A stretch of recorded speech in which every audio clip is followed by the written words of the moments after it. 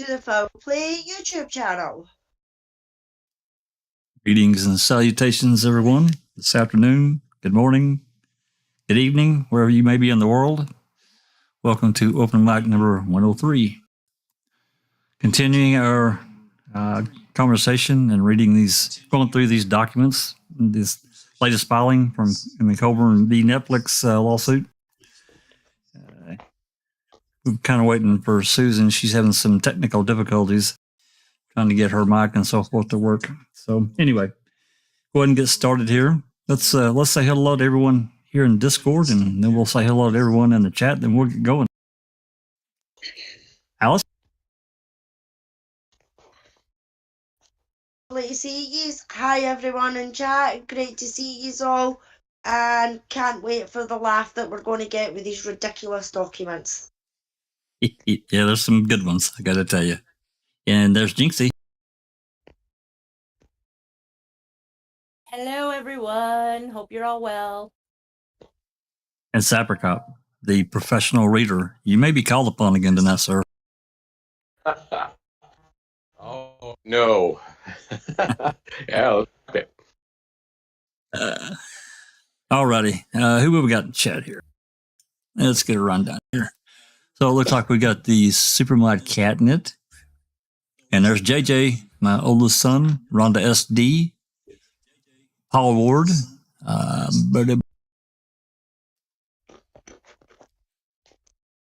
there's Pete Mon, Sherilyn Pantello.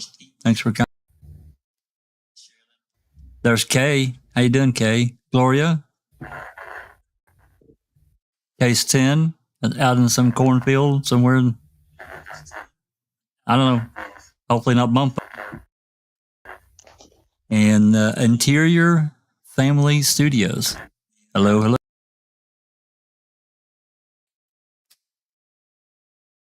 I miss anyone there, Al? No, that's it. We've got everyone. That's everyone that's showing up in chat. So JD and Iced Coffee has just came in and joined us. So welcome. There you go. Alrighty. So we went through document 316 the other night. We're going to pick up on Andy B's, Jack. Andy B's in as well. Behind the magic. Behind the magic. Andy B. Me. Hey, Andy. Thanks for coming.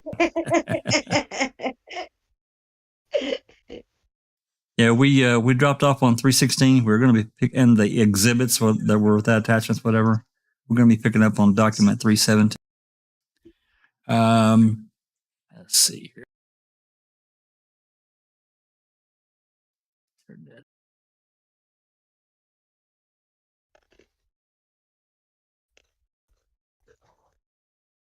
There we go. So this first one's a couple of page document. Actually, it's 4 pages.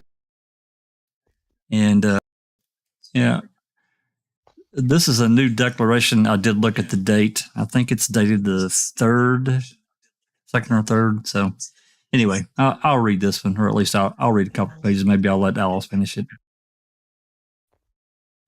So let's get going here. All right. Number 1, my name is Andrew L. Colborn, and I am the plaintiff in the above entitled action and submit this declaration in opposition to the defendant's motions for summary judgment. If I were asked to testify, I would testify consistent with this declaration, and I have personal knowledge of all facts set forth here.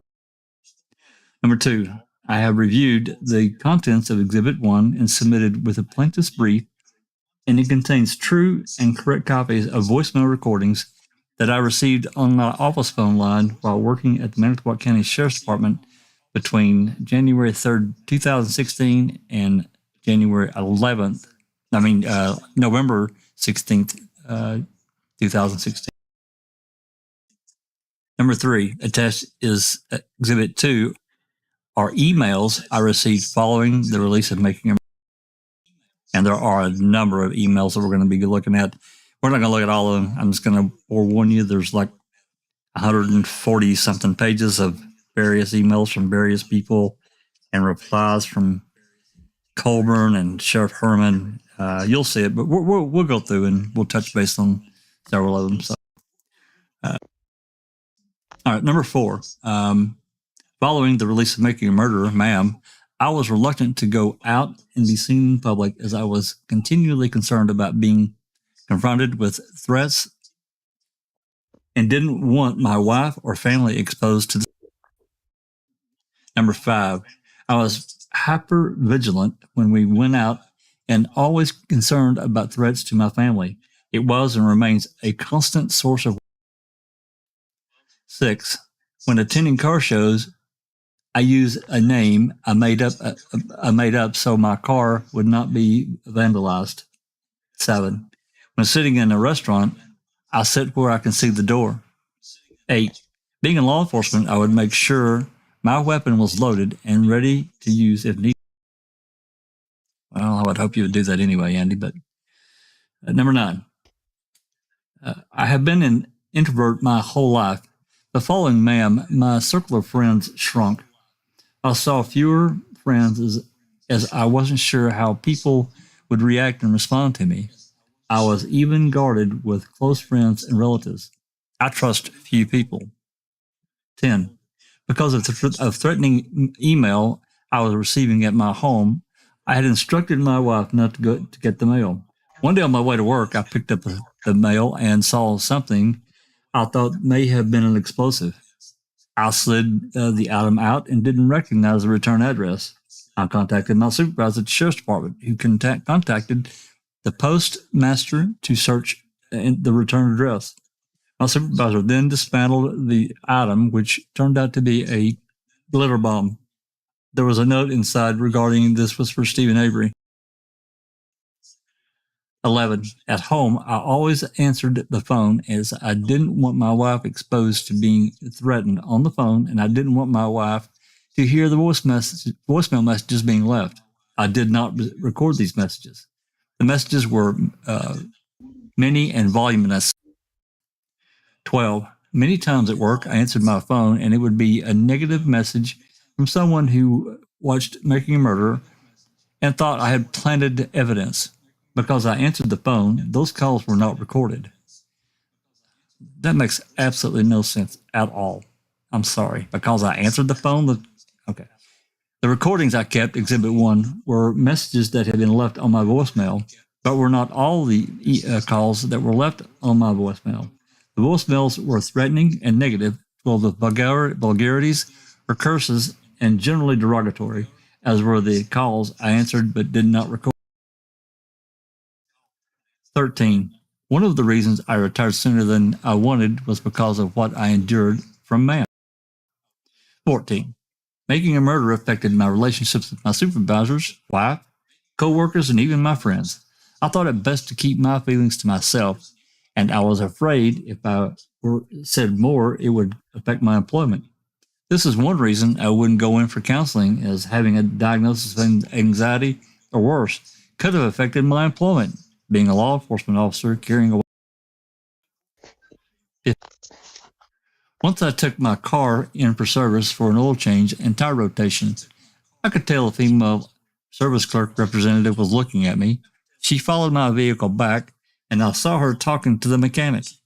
After I left the dealership, I received a call from a friend who had seen a social media posting from the service desk representative of photographs of me sitting in their waiting room and my car with its license plate that said, this is the guy that set up Stephen.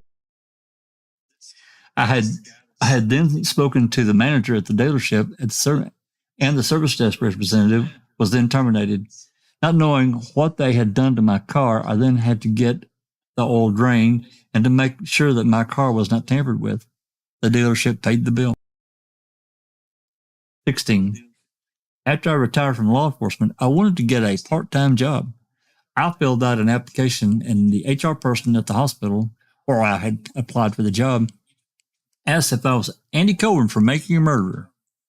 I told her I was, and she said she had seen what was going on with the social media.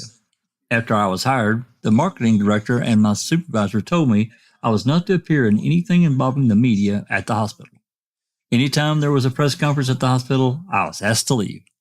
Once I went to McDonald's, and other times they found projects for me to do elsewhere. 17. Once while working at the hospital, a colleague confronted me in the elevator and accused me of planting evidence based on what she saw in Making a Murderer. 18. Attached as Exhibit 3 is a social media post made about me from someone who came to the hospital while I was working who had a baby in the NICU. 19. I often find people staring at me in public, sometimes asking, quote, "How do I know you?" End quote. I'm sorry. Are you Andrew Colborn? End quote. I usually answer, "Why are you asking?" "Why are you asking?" And that is when sometimes I laugh and walk off or just walk away. This did not occur prior to Making a Murder. 20. Another time, a discharged patient took a photo of me while I was leaving the hospital. 21. Attached as Exhibit 4 is a statement made by Scotland Yard about it. 22.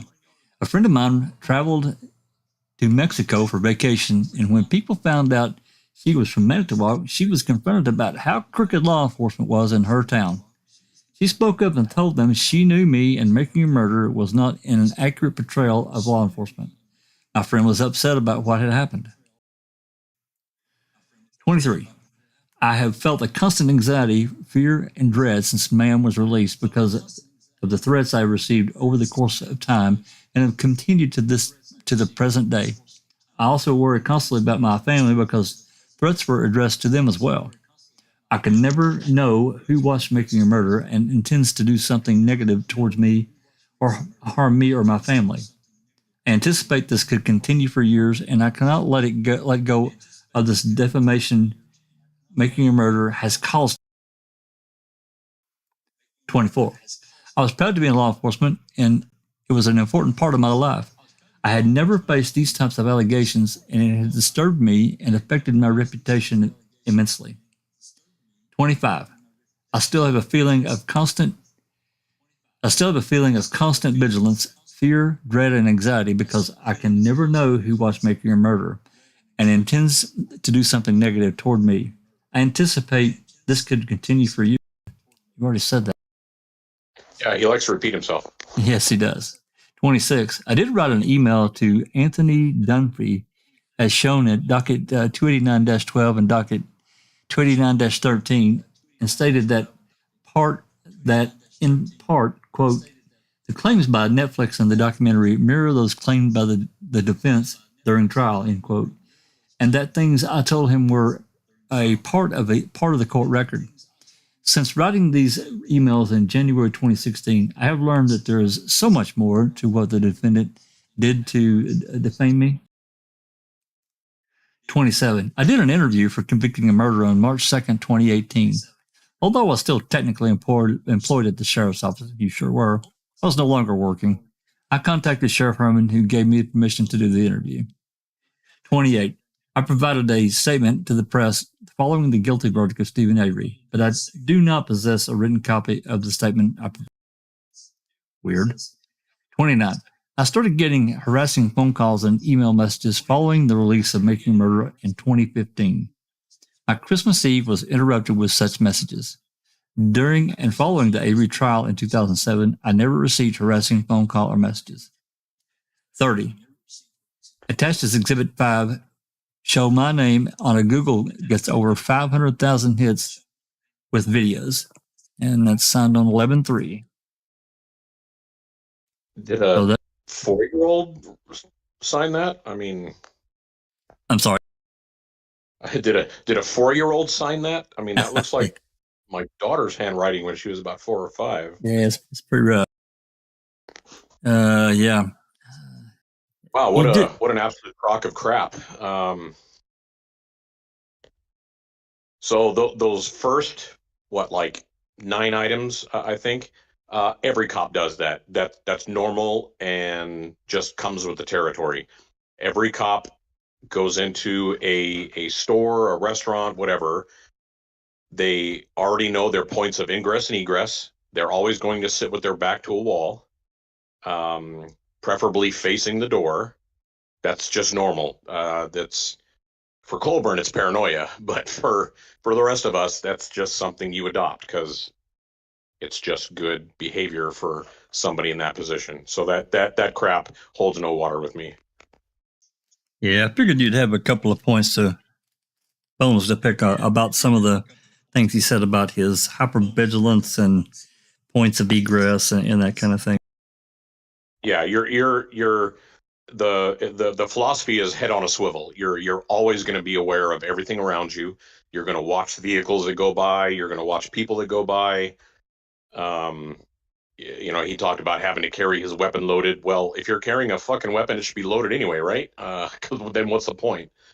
That's what I'm thinking. If you and being a police officer, yeah, exactly. If you're going to carry your gun with you, you better. I mean, to me, you should have it loaded and ready to go. Behind the magic in chat says he retired early because of it, but was preparing to record something for the other doc. Is that right? Well, yeah, he was that stressed out that he was doing interviews for convicting and everything like that exclusively to convicting. Yeah. Well, and was basically hoodwinked into doing only interviews for them and not being able to get out and express himself in such a way that sounds like he did. I mean, according to reading this document and others like it, that he seems to need to be able to get out and talk publicly about this. And so, yeah, he was so stressed he had to go do a documentary for convicting.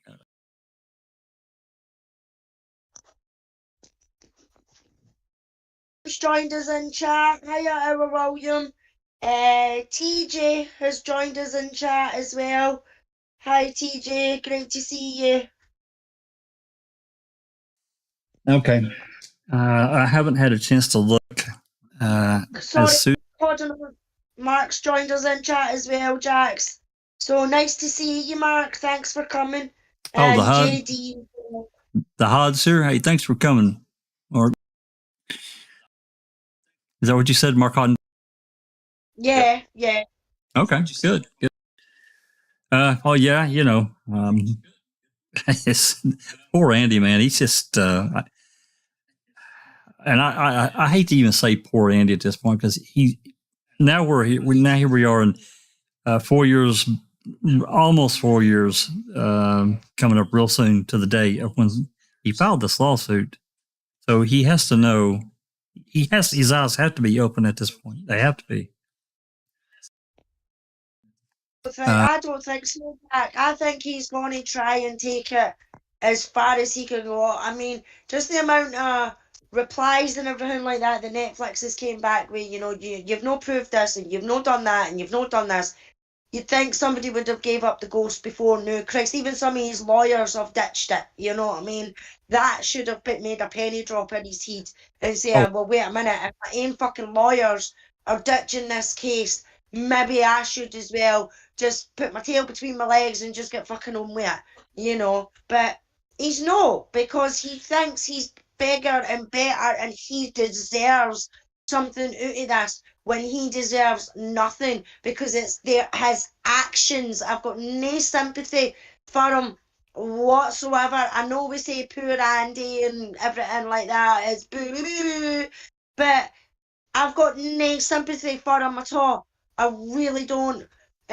Because I say that from the end of not necessarily what happened in his police duties. I'm saying that from the fact of these other factors that have he's got himself caught up into with the third party, the convicting a murderer with Greasebuck. I'm talking about the best side of it. Yeah, but that's his actions, Jack. That's what's got him in this frigging situation in the first place, is his actions. You know what I mean? Because everything he's done so far up until now has been bloody ridiculous.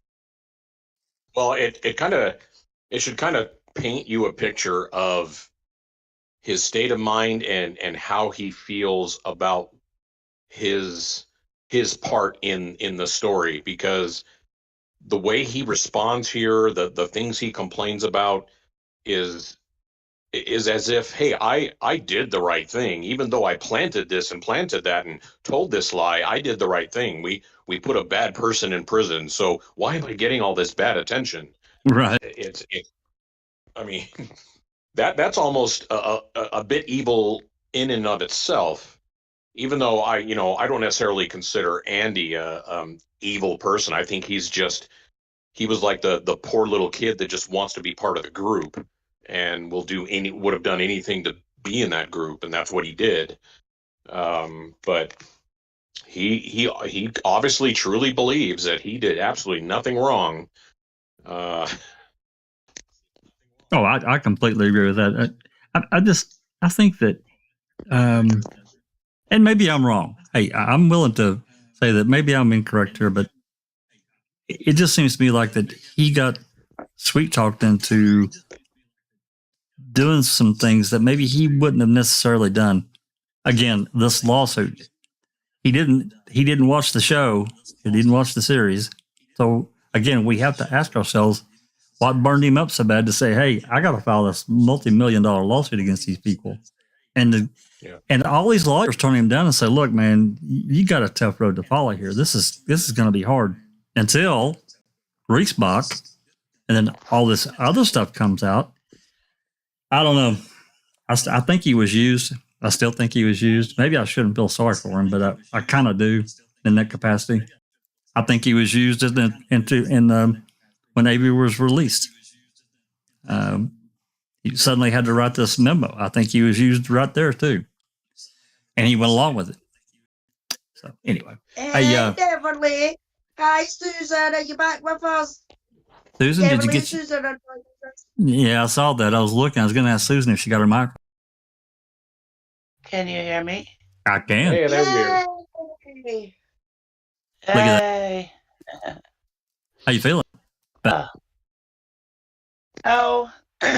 About the same. Oh no. Yeah. You might need to go. Still don't have a voice. I was gonna say you might need to go see the doctor and get you a shot of spider cider or something. Yeah.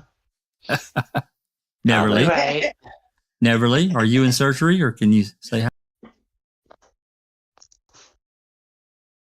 hi? She must be in surgery. Yeah. Oh. Yes, here I am. I'll be mostly listening, but hello, everybody.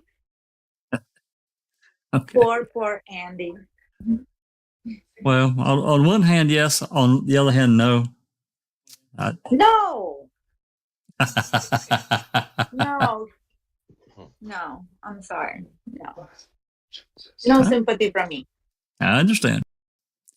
All righty. Let's move on to,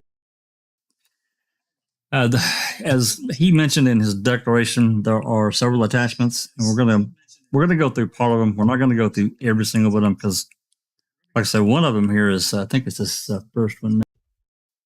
No, it's not. It's the second one. This one here is just an example. Voicemail recordings received on the office phone at the Manitowoc County Sheriff's Department. It gives the dates there, provided on a flash drive to the clerk's office in council. So there's that one. Now this next one is the email and messages. Now we can read through a few of these. Susan, if you know of any in particular that you want me to point out that we can read, again, this document is 142 pages long. We're not going to read it all. Not doing it. But it is on the, it's in the libraries. I think, Jack, a lot of them are just kind of screenshots, I think. Sure. And then, it's just all the hate mail that came in and, or just, mail of upset people. Not necessarily hate mail, but yeah, I know. There's a lengthy back and forth exchange between Paul Capaldi and Sheriff Herman. It's in here. Yes. There was a bunch of emails. I think those are right in the beginning. Yeah, or yeah, toward the, they're not too far down. But but yeah, nothing really stands out. I can't remember. There was so much that I went through, I can't remember everything. sure. Well, and a lot of it's repetitive. So, do you feel up to reading? Yeah. What does that sound? I was gonna say this one doesn't sound threatening at all so far. Why don't you read it there, Sapper? Can you read? Oh, okay, sure. It's out there for the whole world to see now. I'm sickened by you and what you did to Brendan Dassey, a 16-year-old kid. No one is buying your rhetoric. If you wanted us to believe Avery committed murder, you should have killed a cop. Idea for next time. Calumet County is not innocent either. This is far-reaching. It is my opinion that Colborn, Link, and Peterson are at the core of this. Let's not forget Colborn's call to dispatch. What that means. Let's see how they like prison. Just so you know, I live somewhere where free speech is still allowed outside of your dirty county. So my DNA is all over this letter in case you need it, because I spit on it, sneezed on it, pissed on it. Okay. Well, Oh, well, that's refreshing. wow. Susan, you feel like reading any or no? You want to pass?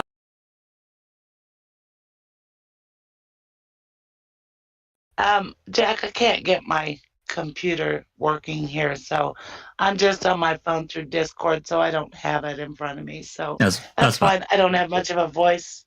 Anyway, so Sure, that's all right. Go right ahead. Maybe Alice wants to read this one.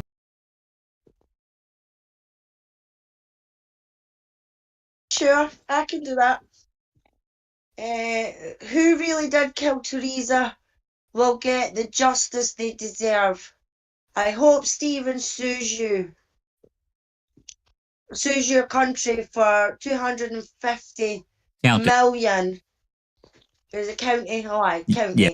For 250 million, I have sent dollars to help his defense, to prove his innocence. I put the real killers to put the real killers away. You should be so proud.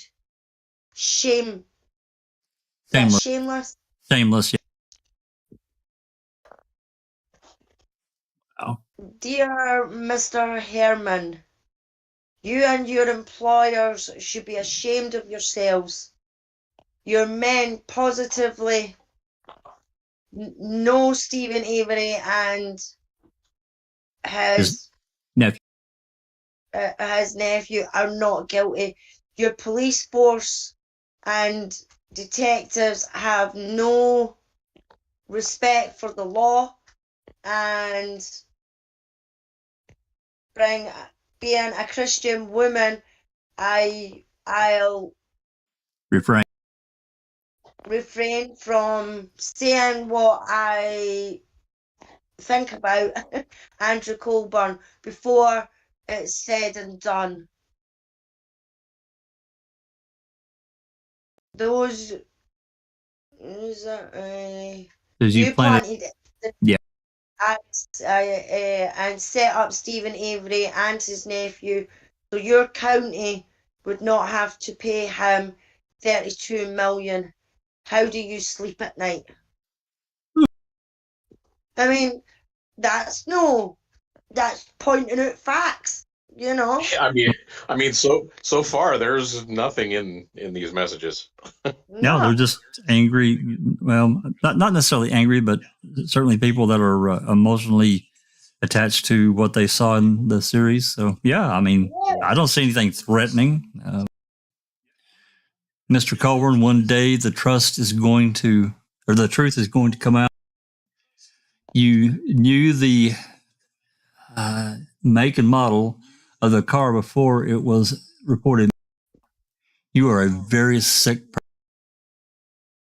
Now, this one's pretty wordy. I probably won't read this one because you can see the writing pretty small. I think this one got a little in depth. Yeah.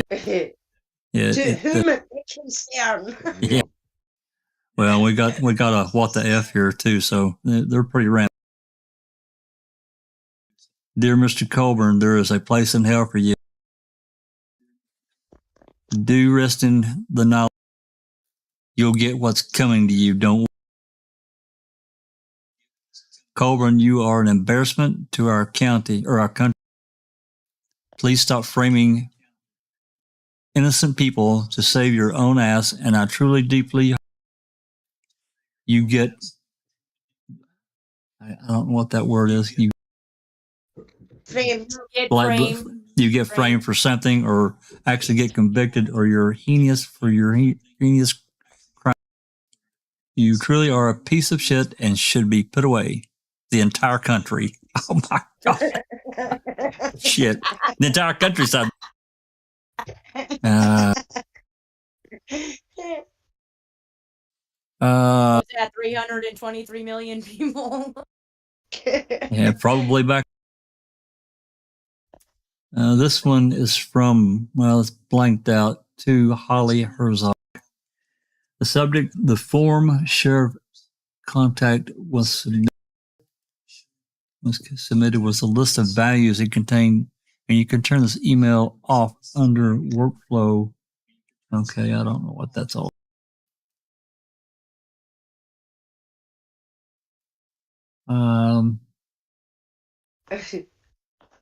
This one here is from Marjorie Banks. The other stuff's redacted.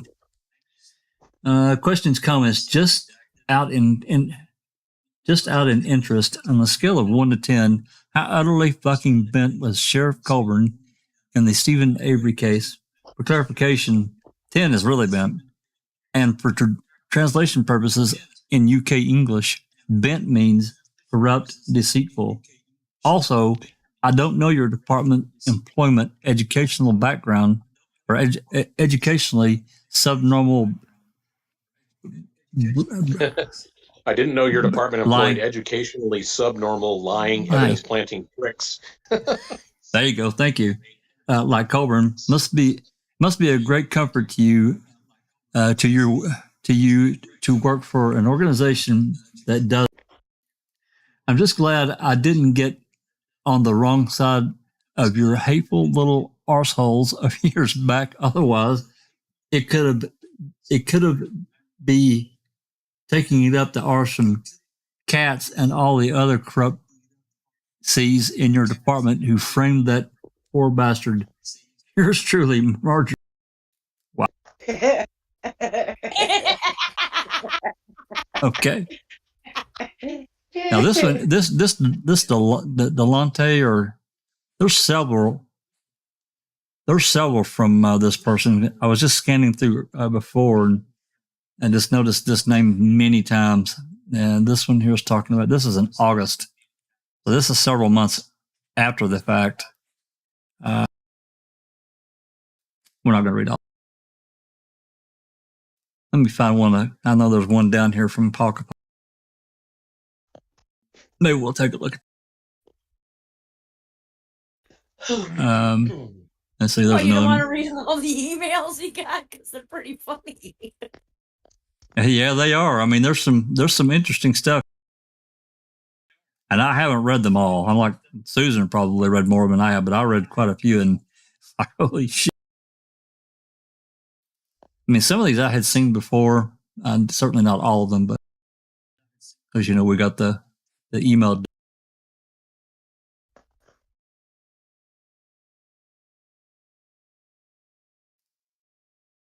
There's another one that's Holly. And this one's from G. Carson. Hi, I've been viewing a documentary which features a person whom I believe to be employed by the Manitowoc County Sheriff's Office, one Andrew Colborn. If this is indeed the case, how can Manitowoc County see fit to employ an individual of such questionable character? Obviously, there are good and just people who reside in Manitowoc County. Surely a decent human could be found to take the place of such an untrustworthy individual. My only hope is that I am totally misinformed and that Manitowoc County Sheriff's Department no longer has individuals as corrupt as Andrew Colborn in their employment. Regards, J. Carson. Andy. You want to read this one there, Alice? Yeah, Andy. It's pretty obvious that you saw and found the RAV4 before it was officially found. Why don't you clear your soul and admit this? The bigger question is, did you and Pam get a tip from somebody about where it was? Who was that somebody?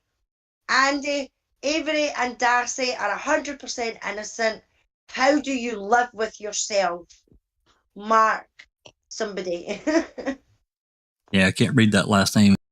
Very rough. Yeah. Okay, here we go. Here's one from Paul Capaldi. Zapper, you want to read this? Sure. I'll try and do it in my best Capaldi voice. Hello, Robert. Could you? No, I can't do it. I can't do an Australian. Oh wait, Hod's Australian, not Capaldi. Or is Capaldi Australian or is he British? Scotland. No, he's Scottish. Yeah, Captain Crunch. He's Scottish. Hello, Robert. Could you please forward this letter to Andrew Colborn? If that is not possible, do you have an email address for him? Thanks in advance. Hello, Andrew. My name is Paul Capaldi. I am a peripatetic? Yep. I don't know what that means. Music teacher in the Scottish borders. I'm a year younger than a gentleman you know quite well, whose name is Stephen Avery. However, I had never heard of him or where he hails from until mid-February. On a night out in Glasgow with my wife and youngest daughter Emily, I first heard about both him and what is sure to go down in history as the most evil, dangerous, and corrupt sheriff's department in history. Emily, who is studying journalism at Clyde College, told us about a program she watched on Netflix called Making a Murderer. You yourself may have heard of it? She explained that this gentleman, Stephen Avery, was exonerated for an assault he did not commit after having served 18 years of a 32-year sentence. This created a huge problem for the evil sheriff department, however, because they already knew he was innocent even before the trial. She explained that, faced with a massive compensation claim, they saw an opportunity of accusing Stephen Avery of murder following the disappearance of a photographer. Due to a conflict of interest, they were prohibited from being involved in the investigation into this alleged murder. However, the other sheriff department from the neighboring county could find no evidence of this something. I must admit, I assume he means still, find it incredulous and almost impossible to believe what she then went on to explain.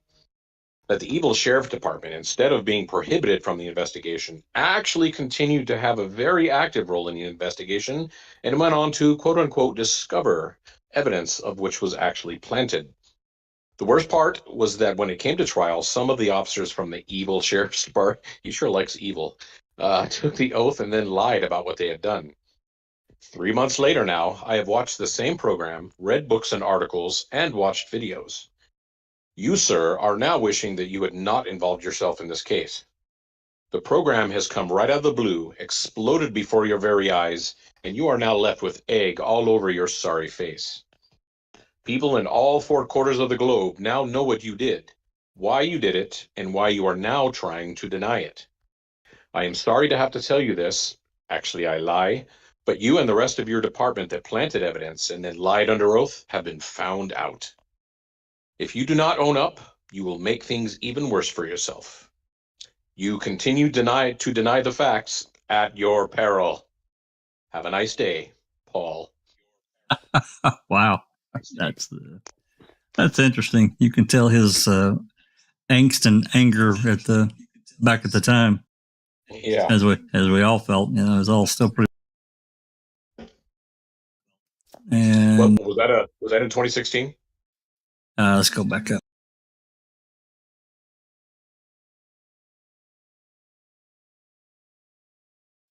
May 18th, 2016. So basically 5 months after the series aired. Yeah. All right. There's another one from this Delonte. Not really.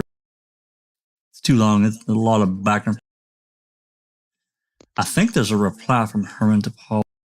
So if he's actually communicating back and forth with that person, doesn't that make it not like harassment because he's yes. to make it harassment, he's got to ask them to stop, and then they have to keep doing it and not stop, and he's got to stop actually answering them Because otherwise it's just a conversation or an argument, right? Basically, it's a debate. Yeah, if you keep going back and forth with someone, and if you ask them to stop and they don't, then you've got a problem. And I didn't really read through all of it. I just know it's really wordy, and yeah, it's really too much to get into. It would consume a lot of our time. It's going to be there for anyone that wants to dive. Another one from Paul to Robert Herbin.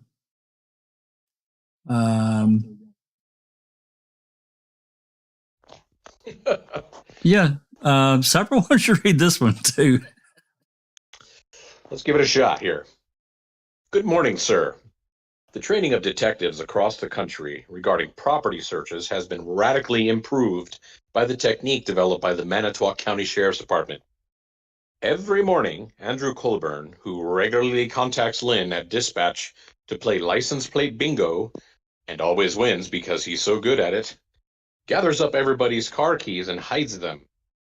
Later in the afternoon, once everybody has given up trying to find their key, he shows them how he placed them behind certain cabinets.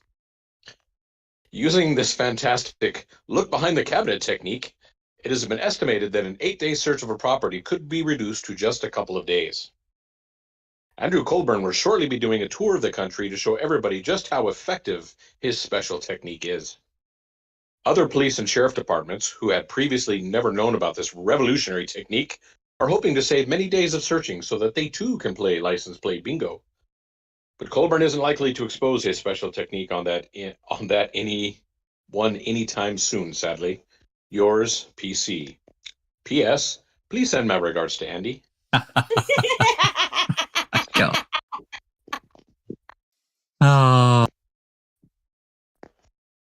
And this was 2 days later.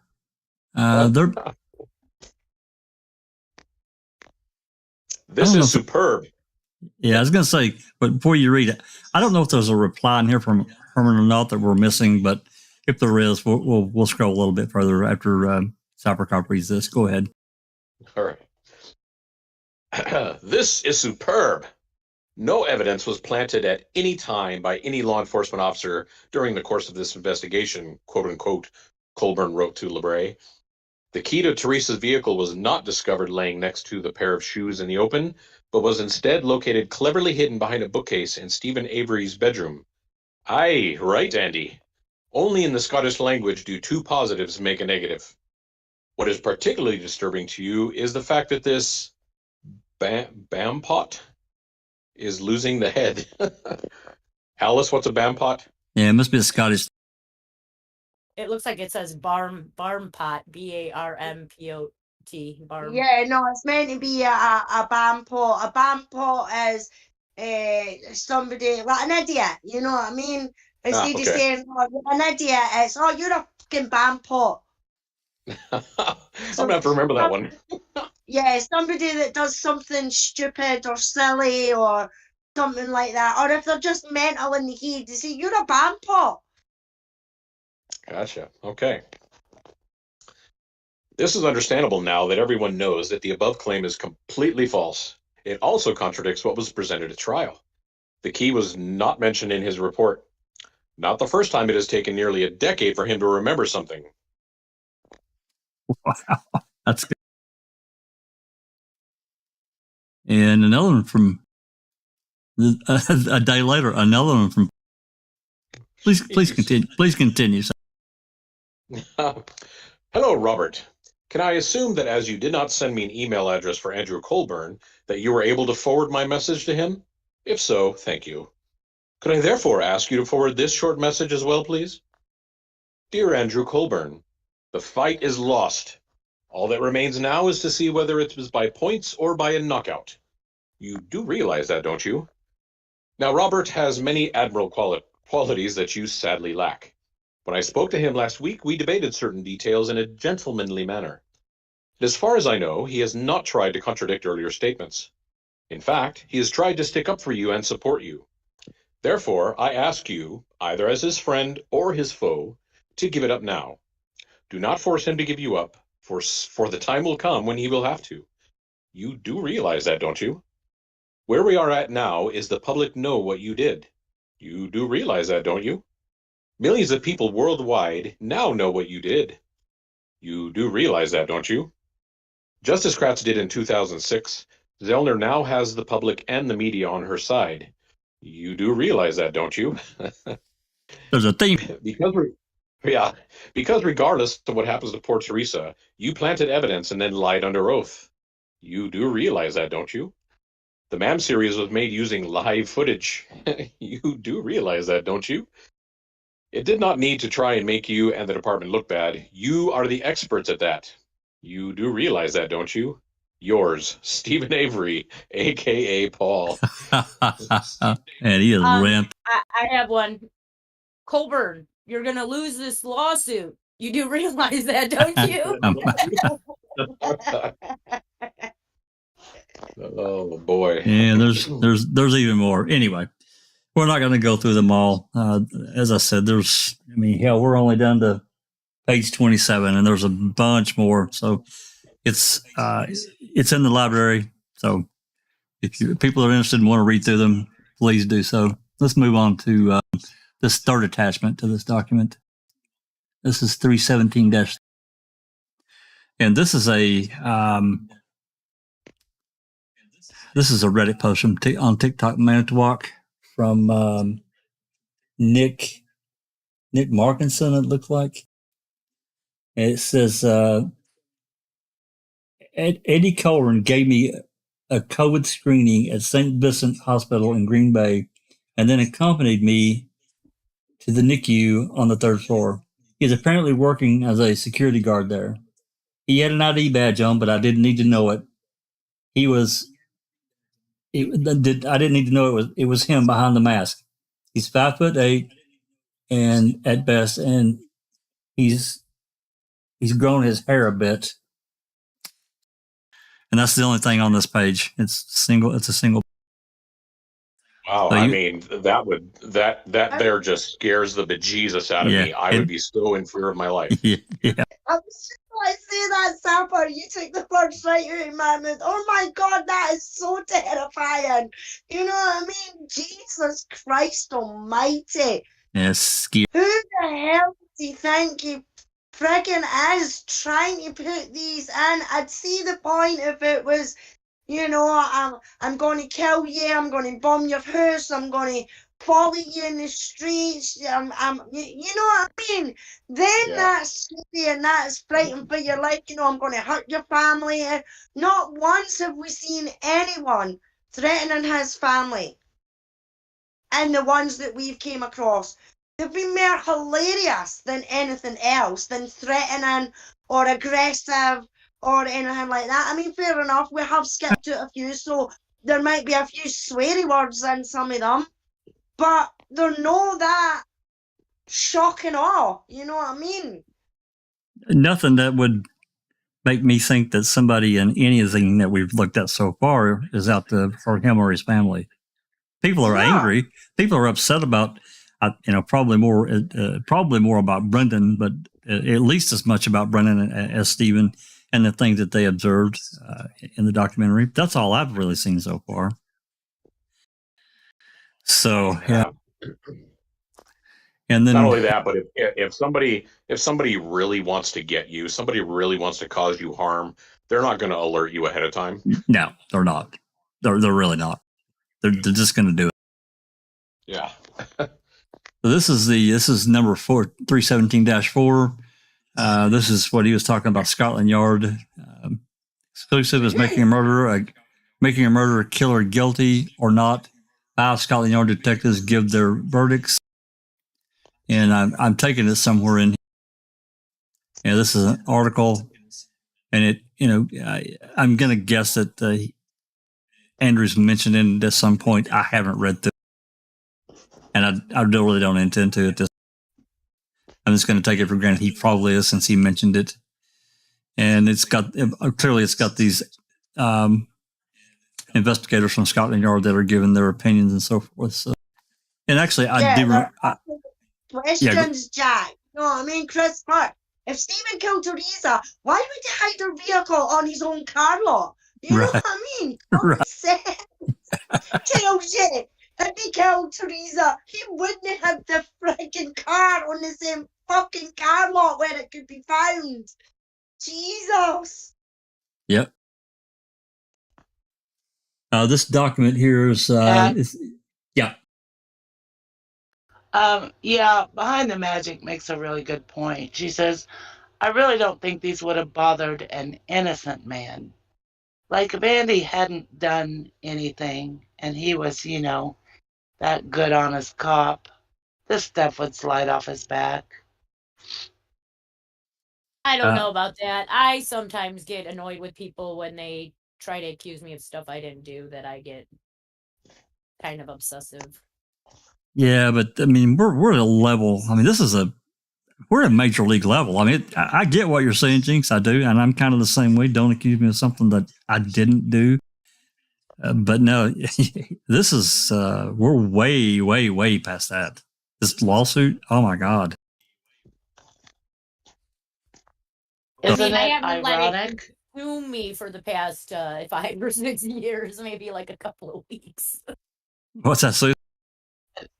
Isn't it ironic that Andy is so upset about someone accusing him of something he didn't do?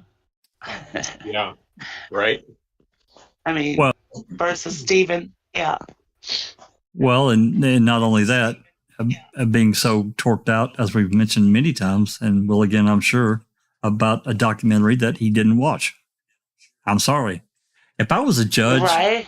Yeah. if I was a judge, that probably would be one of my number one pet peeves of asking the defendant. So you're really so cranked up about everything you're saying these filmmakers did to you and Netflix, but you haven't watched the documentary except for approximately 30 minutes prior to this civil lawsuit, and now you watched approximately an hour to an hour and a half of it. But An hour and a half. Yeah, that's right. We've got Harry. Hi, Harry. Harry's joined us in the chat and open mic. Hi, Harry. Nice to see you.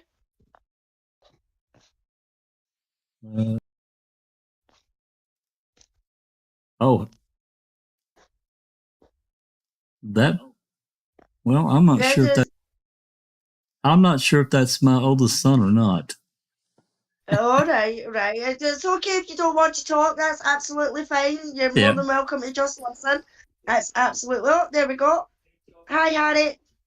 Hi. Yeah, it's me, Dad. Oh, hey.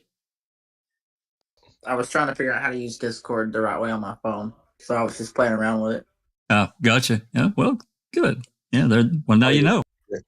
You're stuck now. Now you're in. You're in. Yep. Cool.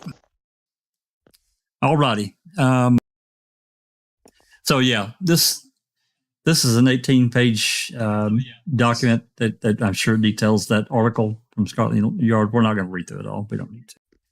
So there that one is. So let's move on to this last. And I think this is just a Google search. When you put in certain phrases of certain, it pulled up various videos by various YouTube creators and so forth. And we, that's not unusual. We all know. You to look at what the first couple are. Go back up to the top. They're like, Colborn versus Netflix. Colborn versus Netflix. Colborn versus Netflix. Yeah. That he's on there because he's suing Netflix. Right. So anyway, that's 317 and the 5 attachments. And all right, let's move on to 38. And this one is a 2-page document. This is stipulated facts between the plaintiff and the defendant, Netflix. Alice, you want to read this one, please?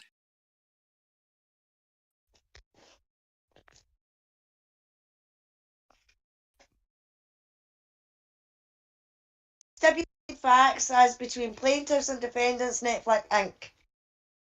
Plaintiff, by and through his counsel, represents that the following are stipulated facts as between plaintiff and Netflix Inc. that are pertinent to the currently pending summary judgment motion. Number 1, Lisa Nishimura, Adam Del Dio, Benjamin Kotner, and Marian Javida were acting on behalf of Netflix Inc. with respect to the production of Making a Murderer. Number 2, Netflix stipulates that, with the exception of the documents produced as, and then it gives you the number, which are records of plaintiff's divorce proceedings obtained from the public court file, all other documents produced as of July 28, 2022, with an FX call prefix in the base number came from files Netflix maintains in the ordinary course of business.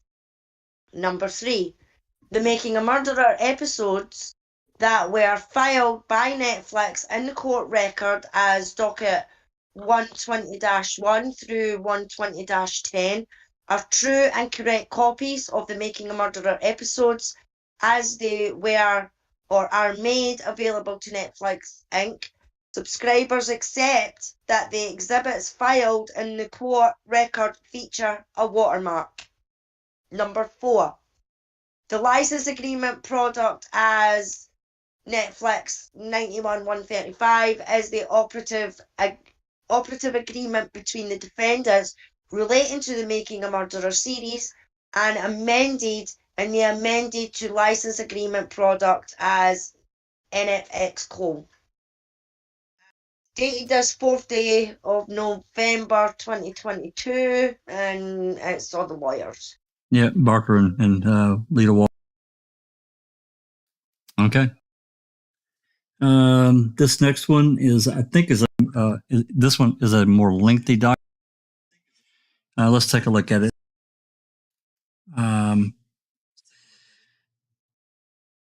Defendants, Ricardi and Mordimos and Chrome Media LLC's opposition to the plaintiff's motion for partial summary judgment. And as we all know, let me fix it.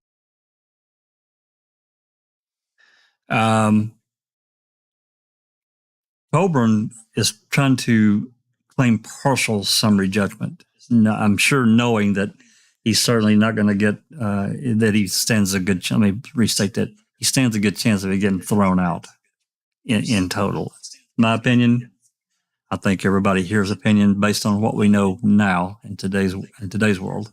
After the last, it's November now, so starting back from around May, so that was 5, it's 11. So let's just say 6.5 months of these various things that have come out and have been exposed. So now he wants partial summary judgment. Now, this is a 32-page document, so it's probably going to derive down to probably about 30 pages of reading. I'm good with going through it. If everyone else here is, again, remember, guys, this is stuff that Ludwig has to read through. I don't know that there's anything specifically new to this. There probably is going to be some rewording. There may be a little bit of new information. I haven't read this one. I don't know. But I think we should at least start to read through it. And if we get to a certain point and we say, you know what, we've probably pretty much covered this, we just move on. Everybody okay with that? Yep, sure. Okay. Stepper, do you have time to read some? I mean, you don't necessarily have to read all of this, but certainly read some of it, and then we can trade off and continue forward if you have time. If not, then all right. Yeah, sounds good. All right. Introduction. Plaintiff's motion for partial summary judgment, MPSJ, should be denied in its entirety. As an initial matter, the MPSJ fails because it requests partial summary judgment of certain defamation elements with respect to 52 alleged third-party quote-unquote statements or quote-unquote embellishments in Making a Murderer. But neither the MPSJ nor plaintiff's proposed findings of fact contain any specific arguments or discussion about any of those 52 statements. Instead, the 52 statements are simply listed without explanation. As a result, the plaintiff fails to provide even a hypothetically viable basis for summary judgment. Additional defects further demonstrate why plaintiff is not entitled to summary judgment. His MPSJ is inconsistent on whether he seeks summary judgment as to falsity, but to the extent he does, his MPSJ fails to acknowledge, let alone address, the applicable legal standard.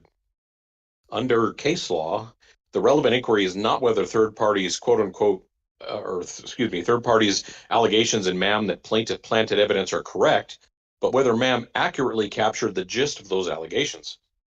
As the Seventh Circuit held, we reject plaintiff's argument that these media defendants must be able to prove the truth of the government's charges before reporting on the investigation itself. Whether the government was justified in its probe is irrelevant to the defamation claims when these media defendants accurately reported on the investigation itself.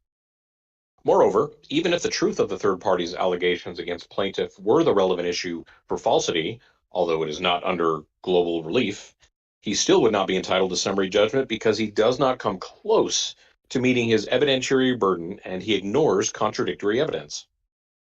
Plaintiff's MPSJ also erroneously claims that the producer defendants made defamatory statements about him through MAM's inclusion of the viewpoints of Stephen Avery and his defenders. But plaintiff ignores that MAM also includes plaintiffs' and others' denials of Avery's planting allegations and their views that Avery is guilty. The governing law is clear that presenting both sides of a contested issue is not a materially false endorsement of the truth or falsity of either side's allegations. Plaintiff cannot conflate the statements of third parties subjects in MAM with statements by the producer defendants themselves. Plaintiff's MPSJ also lacks merit regarding actual malice. His inability to prove falsity dooms his request for summary judgment on actual malice, as falsity is prerequisite to actual malice. His MPSJ also lacks any argument and evidence related to the producer defendant's alleged actual malice. Instead, the MPSJ focuses on a handful of notes written by Netflix executives, which cannot be attributed to the producer defendants, and regardless do not remotely show actual malice by Netflix. Furthermore, the fact that these handful of unremarkable notes are the best evidence the plaintiff could muster in support of his MPSJ, after a year of discovery, including 10 depositions and more than 150,000 pages of documents produced in this case, underscores just how meritless his claims are. God almighty. Wow, that's a lot. Yeah. The court should deny plaintiff's MPSJ in its entirety. And, as explained in the producer defendant's own motion for summary judgment, the court should grant summary judgment in favor of the producer defendants. Background. The producer defendant's motion for summary judgment papers detailed the relevant factual background accompanied by supporting evidence, and then some dockets. The producer defendants incorporate that factual background and evidence here as it addresses many of the same subjects at issue in plaintiff's MPSJ. That is to say, the producer defendant's lack of actual malice. The additional facts below provide further background relevant to the MPSJ. I. Responses to plaintiff's proposed findings of facts. In response to plaintiff's chart of 52 third-party quote-unquote statements and quote-unquote embellishments, the producer defendants maintain that MAM speaks for itself and must be considered as a whole. Considered as a whole, MAM presents a variety of viewpoints, including that of plaintiff and other law enforcement officials, despite plaintiff's MPSJ restricting its focus to statements by Avery, his attorneys, and other Avery supporters. See the supplemental finding of fact. Plaintiff's selective quoting of third-party statements in his MPSJ often excludes material context. For example, plaintiff cites an exchange between a reporter, Anjanette Levy, and Avery's attorney Dean Strang regarding plaintiff's trial testimony and the defense's frame-up theory.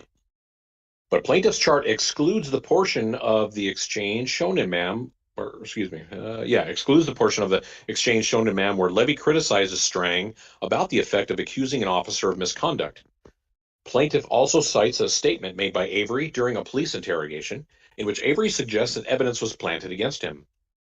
But his chart excludes the portion of that interrogation, shown in MAM, where investigator Mark Wiegert pushes back against Avery, stating, "Steve, come back to reality here."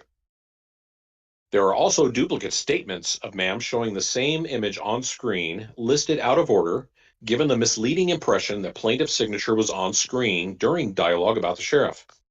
These are but 3 examples. And we'll go to our footnote here.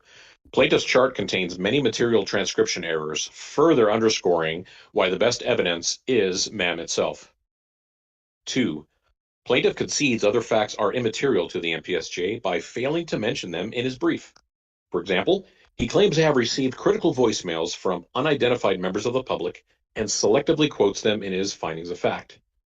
Setting aside their evidentiary deficiencies, plaintiff fails to even mention these messages, let alone show their relevance to the MPSJ. He admits the callers are unreasonable. Slapola. Was there any? Did you finish that page before the footnote? I did. Yep. Yep. 2. Supplemental proposed findings of fact.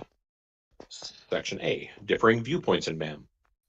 Both the producer defendants and Netflix have repeatedly attested that MAM itself comes to no conclusion about whether Avery and Dassey are guilty or whether law enforcement planted evidence. Rather, MAM presents different people's viewpoints on those subjects, leaving viewers with open questions they ultimately must decide for themselves, or choose to live with the uncertainty and ambiguities in the case. The producer defendants did not investigate the crime. They chronicled others' investigations. MAM conveys the Manitowoc community's varied viewpoints regarding the Averys, the Manitowoc County Sheriff's Department, MTSO, and Teresa Halbach's murder. Plaintiff has never watched MAM in its entirety. He watched snippets totaling less than 30 minutes before bringing this lawsuit and has since watched no more than an additional 30 to 45 minutes. If plaintiff had actually watched MAM, I threw in the actually, he would know that the episode that shows bar patrons socializing with Chuck Avery later shows other community members expressing their belief that Avery and Dassey killed Teresa Halbach. A full viewing would also clarify that MAM showed that Avery's defense presented a theory at trial that plaintiff and Link had planted evidence, that MAM also showed that plaintiff and Link denied those accusations, and Avery and Dassey were convicted of murder, and that their post-conviction motions and appeals were unsuccessful. In closing arguments, Avery's attorney argued that officers planted evidence, quote unquote, to ensure the conviction of someone they decided is guilty. For his part, prosecutor Ken Kratz urged the jury to disregard the planting theory, noting that, quote unquote, shouldn't matter whether or not the key was planted because, quote unquote, that key in the big picture, in the big scheme of things, means very little. God, I should have done that in Ken's voice. I can't get that low, sorry. Or high, I guess I should say. Compared to the bulk of evidence against Avery, no finder of fact has ruled on whether plaintiff planted evidence. They ruled on Avery and Dassey's guilt. Section B, relevant underlying events. While the full factual background of Avery's case is incorporated by reference from the producer-defendant's motion for summary judgment, certain specific facts are material to rebut and placed in context plaintiff's loose allegations.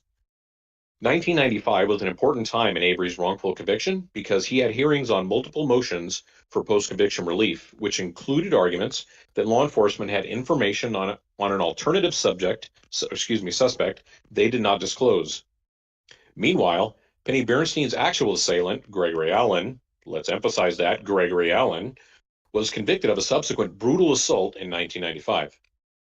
After DNA evidence identified Allen and exonerated Avery, a Wisconsin Department of Justice review confirmed that law enforcement had alibi evidence for Avery and information that should have made them consider Allen a suspect, but they failed to pursue Allen, quote unquote, because the sheriff's department had only one suspect in mind, Avery.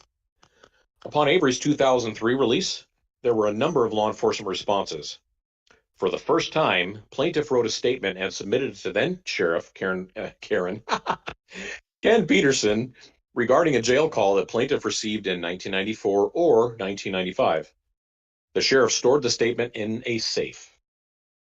Plaintiff testified that he never spoke to anyone about the jail call between receiving it in 1994 or 1995 and writing his 2003 statement, but several others in law enforcement have testified or otherwise stated that someone in the sheriff's office, some believed it was likely former Sheriff Kasurik, who left office in 2001, 2 years before Avery was released, relayed the message to the plaintiff not to worry about the jail call because MTSO had, quote unquote, the right guy.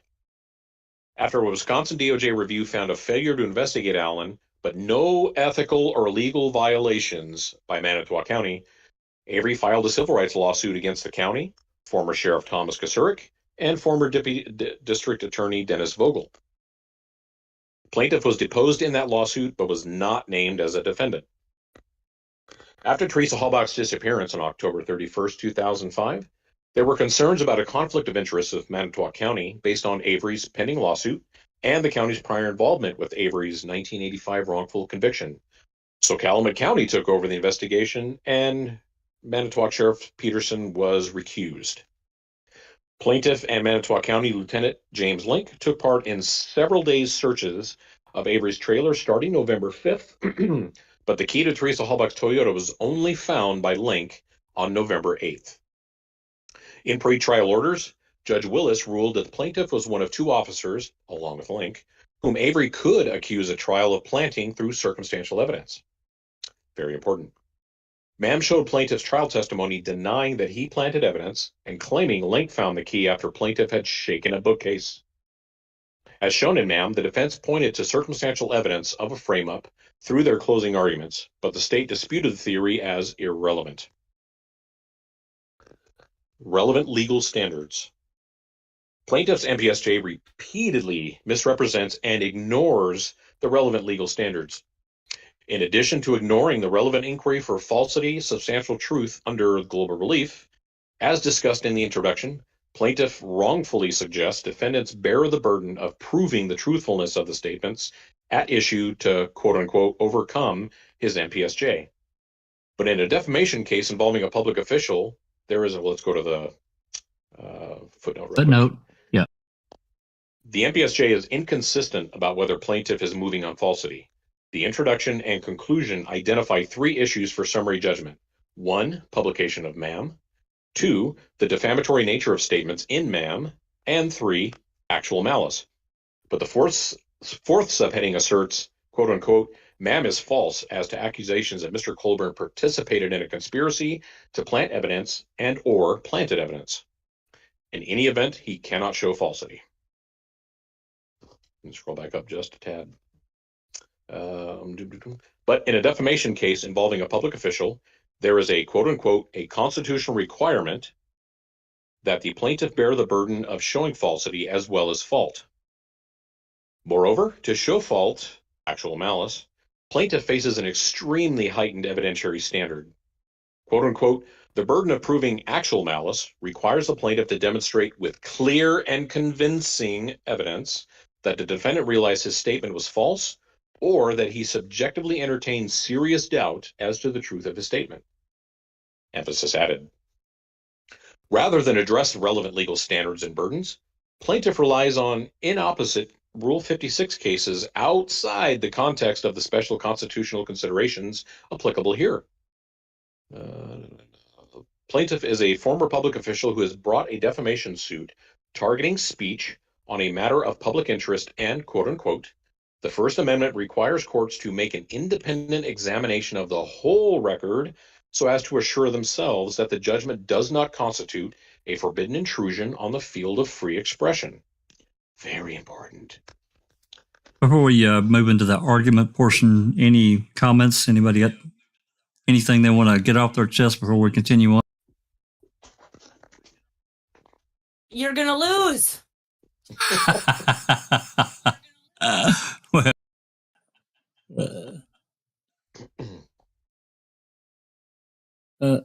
Okay.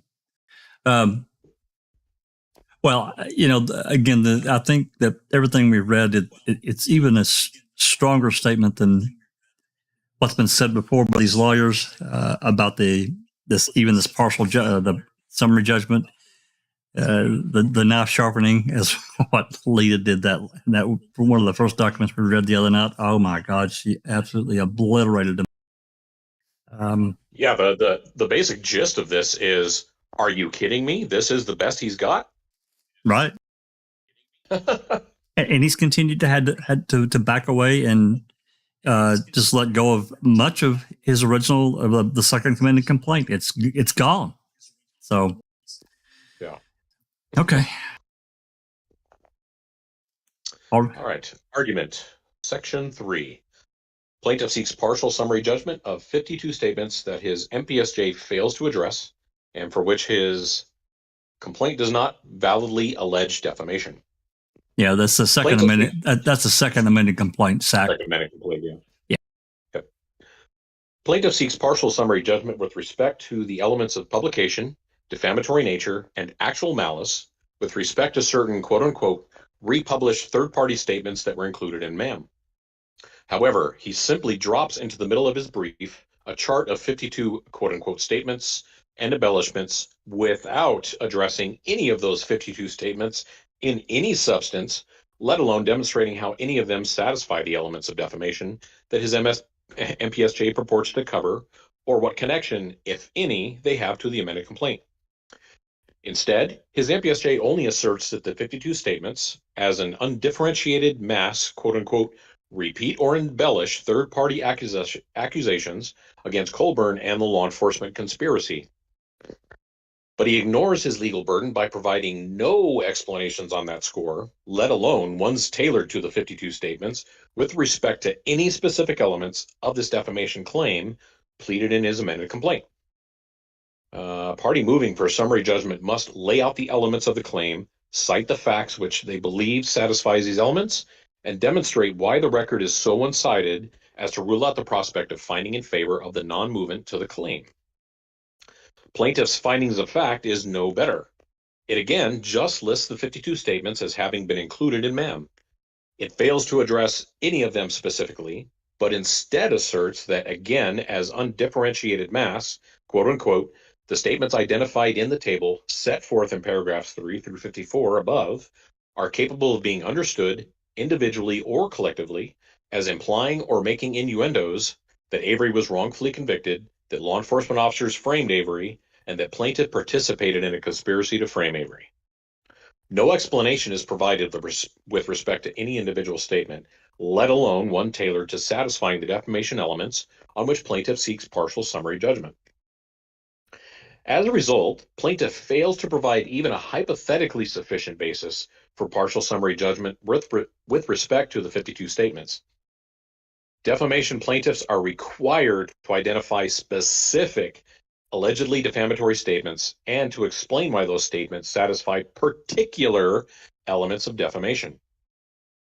Footnote 4, the amended complaint does not allege libel by implication or innuendo, a special species of defamation. Plaintiff is not allowed to amend his complaint for a third time, sub rosa, under the guise of an MPSJ. Plaintiff does not satisfy implications innuendo criteria. All right, scroll. Let's see, where did we, quote unquote, to satisfy the requirements of Wisconsin statute 802.036, the plaintiff must specify what statements were allegedly false, as opposed to simply stating the defendant made false statements. And some case law. Plaintiff must, quote unquote, identify any particular statement alleged to be defamatory and must allege facts suggesting that the statement was false and may not rely on mere, quote unquote, legal conclusion devoid of any detail about particular statements. And then another section of case law, affirming judgment as a matter of law in favor of defendant because plaintiff, quote unquote, failed to meet his burden as to an essential element with respect to each of the above statements that plaintiff claimed was defamatory. Nor has he presented admissible evidence to meet his burden. In discovery, plaintiff conceded he had no contemporaneous records about the underlying events and has produced nothing that rebuts the thousands of pages of official records the producer defendants relied on. Moreover, the 52 statements themselves only underscore the plaintiff's failure to provide the tailored arguments necessary for a bona fide motion for partial summary judgment. Take, for example, the first statement, quote unquote, Steve Avery voiceover. They had the evidence back then that I didn't do it, but nobody said anything. As with every other of the 52 statements, neither plaintiff's brief nor his findings of fact include any explanation how that statement is false, defamatory, or made with actual malice by producer defendants, despite the fact those are the ostensible focus of the plaintiff's MPSJ. Plaintiff does not even meet his threshold constitutional burden of showing that this particular statement is, quote unquote, of and concerning him personally. Let's do the footnote. Okay, they're talking about some case law, quoting about defamation claim violated the statute where plaintiff, quote unquote, did not specify in his complaint what statements were allegedly false. Okay, that's just talking about the relevant case law that they pointed earlier. Right. In the ma'am scene in question, Avery's voiceover is accompanied by images from a sheriff's office organization chart that does not feature the plaintiff, but instead includes sheriff's office individuals involved in the investigation into the 1985 assault for which Avery was wrongfully convicted, including former Sheriff Tom Kasurik, who was named as a defendant in Avery's civil suit. Plaintiff also artificially cuts off Avery's statement. Immediately after saying nobody said anything, Avery continues, while visual is focused on Kasurik, quote unquote, I don't see what I really did wrong to the sheriff for him to pick on me like that. This is just one example. Plaintiff fails to explain how any of the 52 challenge statements satisfy the elements of falsity, defamatory meaning, or actual malice by the producer defendants, or to address the threshold, quote unquote, of and concerning requirement. Plaintiff devotes 7 pages of a 17-page brief to this statement chart and only 6 pages to any form of applied legal argument. Moreover, plaintiff's list of 52 statements is substantially comprised of statements that, on their face, 1, are not of and concerning the plaintiff, 2, are not defamatory, 3, are non-actionable opinion and conjecture of third-party speakers, 4, are not false, let alone indisputably so, and 5, in no way demonstrate actual malice by any defendants.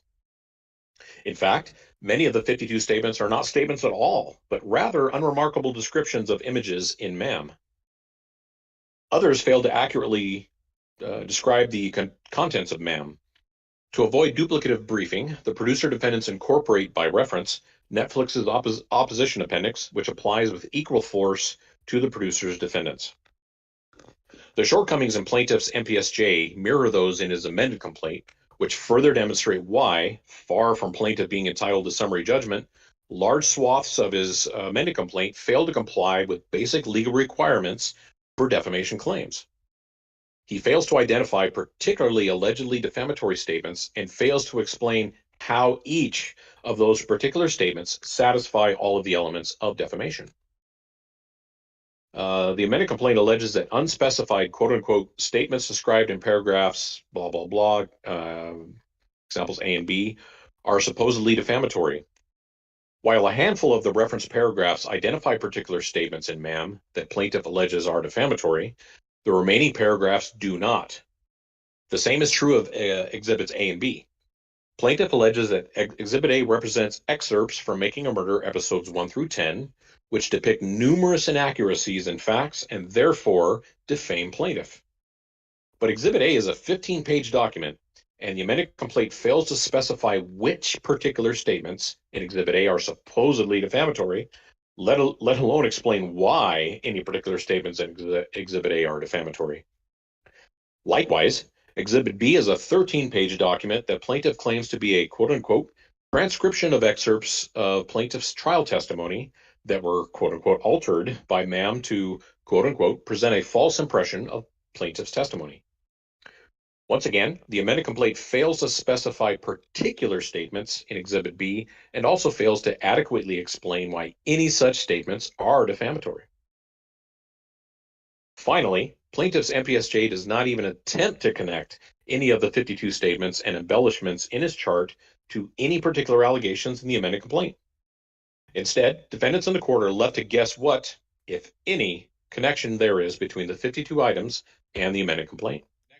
So what I got out of that, just as a quick summary, you guys can comment if you want, is that they're saying Colborn has presented all these various statements and even descriptions without any foundation. When we hear these, when they do these depositions These lawyers object and say no foundation, objection, blah, blah. That's what I get from this. There's absolutely no foundation. They're not explaining anything. They're just saying, hey, this stuff was here, or there's a graphic here, and it defames me, and with nothing to go along with it. Nothing. Yeah, that's basically right. He's brought all these complaints, but nothing to support it. He just throws like a general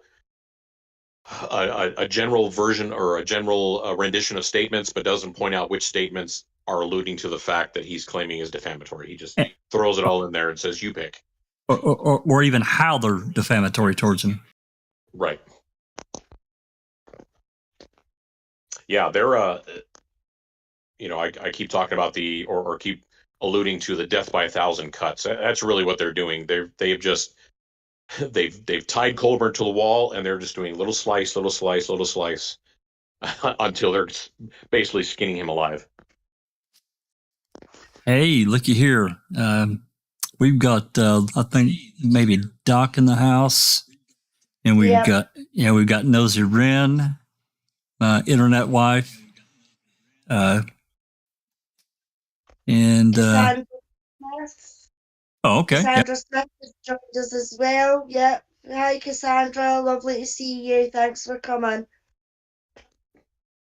Our William. As soon as I see, yeah. Hey, Nosy, we found out that Sapricop's a professional reader, and we're using it. He's on the payroll. Woo. I'm looking to see if we got. Everyone's clear. That's $0.00 an hour. Yeah, but he gets a lot of attaboys and that kind of stuff. So. Yeah, basically what he's saying is, I'm good with my mouth. Take that for what it's worth.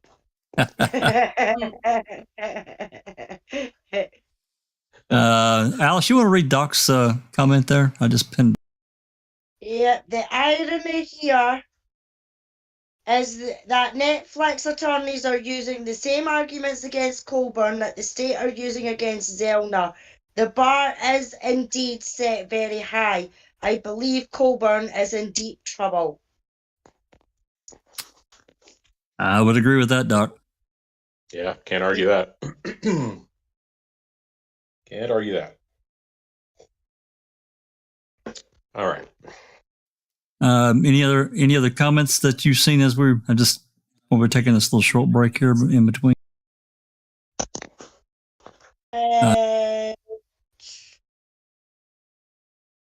Doc says the question must be asked, who advised Andrew to go forward with the civil suit? Yeah, and then if the courts apply the same standard that they have used against Zellner, this civil suit is going straight in the rubbish bin, and that's from Doc.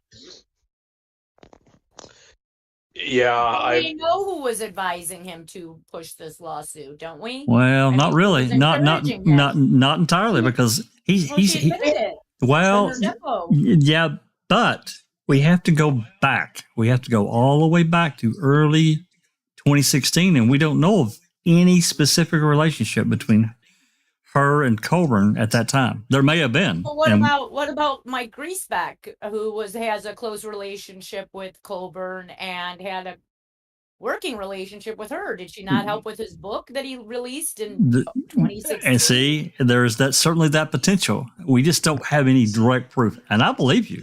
I'm not saying you're wrong. I don't think you are. I'm just saying.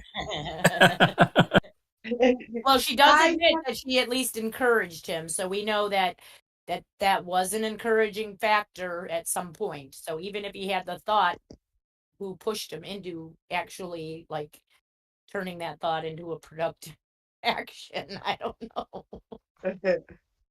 Well, somebody certainly set his ass on fire. I don't know. Hey, there's Nan's live. Hey, Nan. Thanks for coming. All right, Sapper, if you want to continue down the trail. Right. Section 4. Plaintiff cannot show material falsity. Subsection A. Plaintiff misstates the legal standard for falsity, substantial truth. Plaintiff's entire MPSJ is based on misrepresentation of the governing law regarding falsity, substantial truth, for defamation claims like his. As mentioned previously, plaintiff erroneously claims that I didn't know if you want to read that footnote or not. That's entirely up to you. I was trying to look at it. It looks like they're just again quoting some quoting some case state law or case law. Yeah. Okay, go. Erroneously claims that defendants must prove truth, but it is his burden to prove falsity. Moreover, under the relevant law, the measure of truth and accuracy is not whether the allegations made by Avery and his supporters were true, for example, whether plaintiff in fact planted evidence to frame Avery, but whether MAM accurately reports the substance or gist of those allegations. In the Global Relief case law, the plaintiff sued a newspaper for defamation based on articles about a governmental investigation into the plaintiff concerning alleged connections to terrorism. The plaintiff advanced a theory of defamation by republication that parallels plaintiff's arguments in his MPSJ. Quote unquote, GRF maintained that the defendants should be required to demonstrate not only that they accurately reported the government's suspicions, but that GRF was actually guilty of the conduct for which the government was investigating the group. Similar argument. The Seventh Circuit rejected that theory. Quote unquote, we reject the plaintiff's arguments that these media defendants must be able to prove the truth of the government's charges before reporting on the investigation itself, which only makes sense. Yep. The court added, quote unquote, whether the government was justified in its probe is irrelevant to the defamation claims when these media defendants accurately reported on the investigation itself. The Seventh Circuit reaffirmed this principle in another section of case law.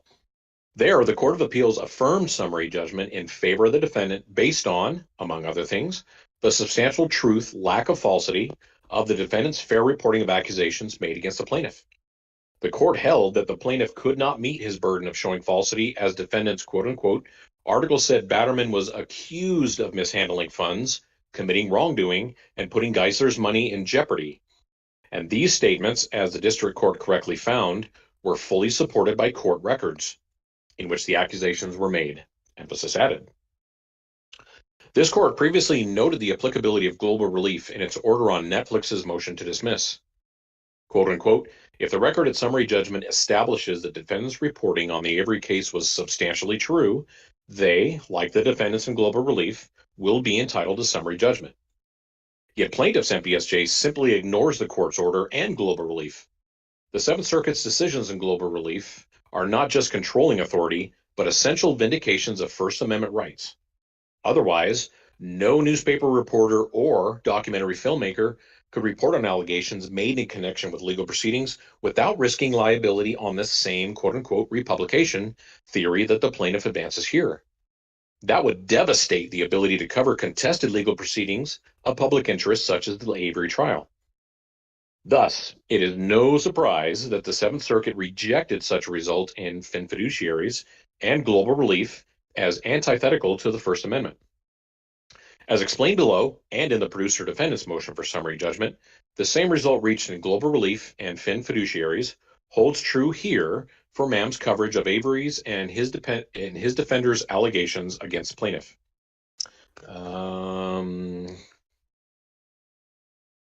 I'll read number 8 because that's more direct about Colborn himself. Plaintiff further misrepresents the legal standards governing the element of falsity by ignoring the fact that he must prove material falsity. A statement does not need to be precisely true in all details. It is sufficient that the quote-unquote gist and quote-unquote sting are accurate. A publication, quote-unquote, that contains a false statement is actionable only when significantly greater opprobrium, I don't know what that word is, results from the report containing the falsehood that, oh crap. Hold on just a second. My computer went to sleep. Oh no.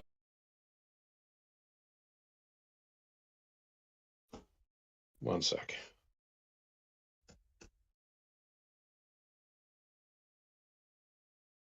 Let me make sure I'm caught up. Opprobrium means harsh criticism or censure. Makes sense. So, I looked it up for you. Perfect. From the report containing the falsehood then would result from the report without the falsehood.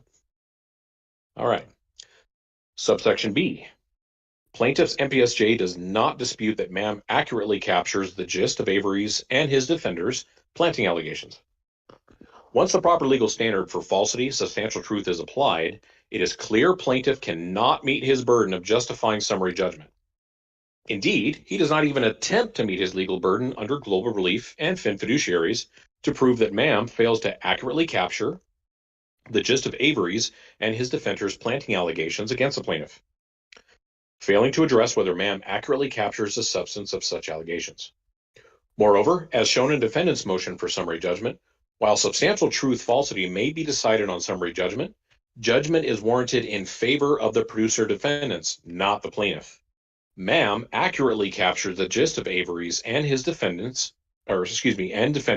accusations against plaintiff, and also includes plaintiffs and other law enforcement personnel's denials of those accusations. Under global relief and fin fiduciaries, that means that defendants are entitled to summary judgment. Subsection C. Even if global relief and fin fiduciaries did not govern, plaintiffs still would not be entitled to summary judgment as to falsity. Even if global relief and fin fiduciaries did not exist, and falsity turned on whether Avery and his defenders' underlying planting allegations against plaintiff were true, plaintiffs still would not be entitled to summary judgment for numerous reasons. As an initial matter, while plaintiff's moving papers claimed that he did not plant evidence to frame Stephen Avery, he fails to provide a declaration backing up such denials under penalty of perjury. Instead, he purports to rely on excerpts from his trial testimony at the 2007 Avery trial. But his 15-year-old trial testimony in that case is inadmissible here. Oh, ouch. Wow. The footnote says the arguments and evidence contained in the producer defendant's MSJ and supporting finding of facts with respect to material falsity, substantial truth, are incorporated by reference in this opposition. Declining to consider on summary judgment the defendant's prior trial testimony, which was hearsay, and noting, quote unquote, for purposes of summary judgment, Rice should have reduced his anticipated testimony to an affidavit that meets the requirements of Federal Rule of Civil Procedure 56C4, rather than rely on prior trial testimony. Moreover, while plaintiff's amended complaint and MPSJ claim Ma'am defamed him by suggesting he was part of a conspiracy to plant evidence, plaintiff's 15-year-old trial testimony does not contain any denial of his knowledge of or complicity with others such as Link in their planting evidence. Oh, that's a new twist. Mm-hmm. This obvious lack of fit between plaintiff's 2007 testimony and the wider allegations in his amended complaint and MPSJ makes his refusal to provide a sworn declaration with his MPSJ all the more curious. Even if plaintiff had been willing to provide a declaration, he still would not be entitled to summary judgment. His declaration would not constitute unassailable truth, but would need to be considered alongside with other evidence that his MPSJ studiously ignores. For example, his MPSJ ignores the strange circumstances under which the key to Teresa Halbach's SUV was found during plaintiff's and Link's November 8, 2005 search of Avery's bedroom. Law enforcement had previously searched Avery's bedroom many times in prior days, yet, according to plaintiff and Link, the keys suddenly appeared in plain view on the carpet during their November 8, 2005 search. Plaintiff testified that he believed he may have knocked the key loose from the back of a bookcase while returning items to the bookcase that day. The plaintiff has never explained why the key had not been discovered in prior searches when those items were taken out of the bookcase in the first place. Ow. Nor has plaintiff explained how, if he shook the key loose from the bookcase on November 8, 2005, he failed to notice the key. Nothing in that footnote. On the carpet after doing so, instead leaving Link to discover the key in plain sight later on when he entered the room. These and other peculiar circumstances surrounding the key's discovery and plaintiff's incomplete at best explanation for its sudden appearance on the carpet on November 8th raise questions about what happened in the room that day that precludes summary judgment. Plaintiff has acknowledged that unless someone was in the room with him at the time, they could not know with 100% certainty whether he or Link planted the key in Avery's bedroom and would have to trust that he was telling the truth. Wow. That's a nice slap.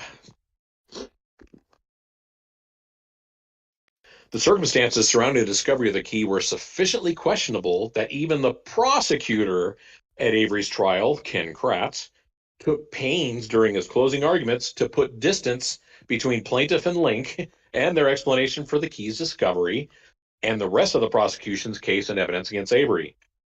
Kratz said that it, quote unquote, shouldn't matter whether or not the key was planted because, quote unquote, that key in the big picture, in the big scheme of things, means very little compared to the bulk of evidence against Stephen Avery. Yeah, we got to pause right here because I was wondering if they would bring this up because it is such an important thing that always you never hear the other side talk about this. That Kratz ran from that key during his closing argument, and he made such a big deal out of it.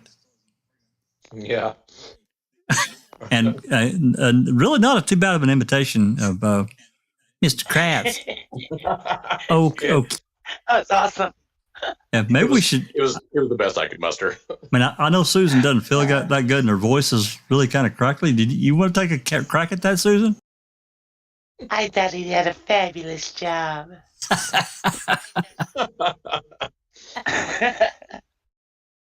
Oh my gosh! But it is true. You know, he did make these statements. Kratz did to the jury, and said basically, can't we just set the key aside? Which until as a juror, I'd be like, wait, what? I'd be on fire at that point. I'd be on fire. I'd be like, okay, you had 3 cops up here testifying about how that key was found. Now you just want me to look the other way, like they are helping the case for you, but you want us to ignore that? I'm sorry, I got a real problem with that. I'm glad they pointed it out. And I think as we go on here, they're gonna touch on that. Good. All right, whenever you're. One Avery juror has stated publicly that he believes plaintiff testified falsely at Avery's trial and added that plaintiff, quote unquote, looked like he was sweating and he wasn't being honest or he was trying to cover up a lot of things on the stand.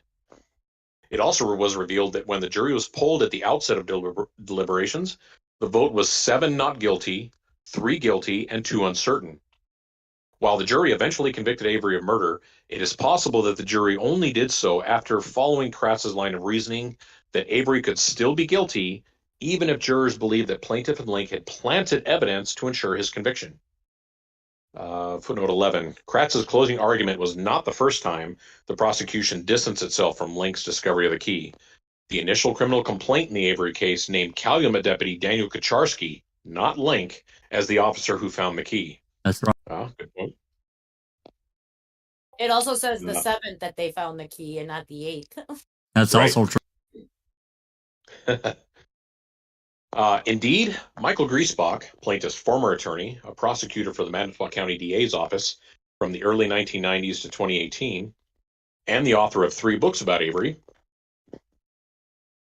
candidly told his book agent in January 2016, less than a month after Mam's release, that while he was convinced Avery was guilty, quote unquote, I'm nowhere near as certain that the cops did not plant evidence to bolster their case. Griesbach's 2016 statement is particularly damning because he was not a stranger to plaintiff, but a long-time Manitowoc County resident who, in his role as prosecutor, worked side by side with the sheriff's office personnel, including the plaintiff, for years. Finally, and also plaintiff became his lawyer. and then hauled out. Finally, plaintiff's own conduct in this litigation further demonstrates why any denial by him cannot be treated as unassailable truth.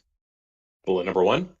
Plaintiff falsely blamed Mam for destroying his marriage of 30 years, but he was forced to backtrack when it came to light that plaintiff had engaged in an extramarital affair that was the true cause of his marriage's demise. Bullet 2.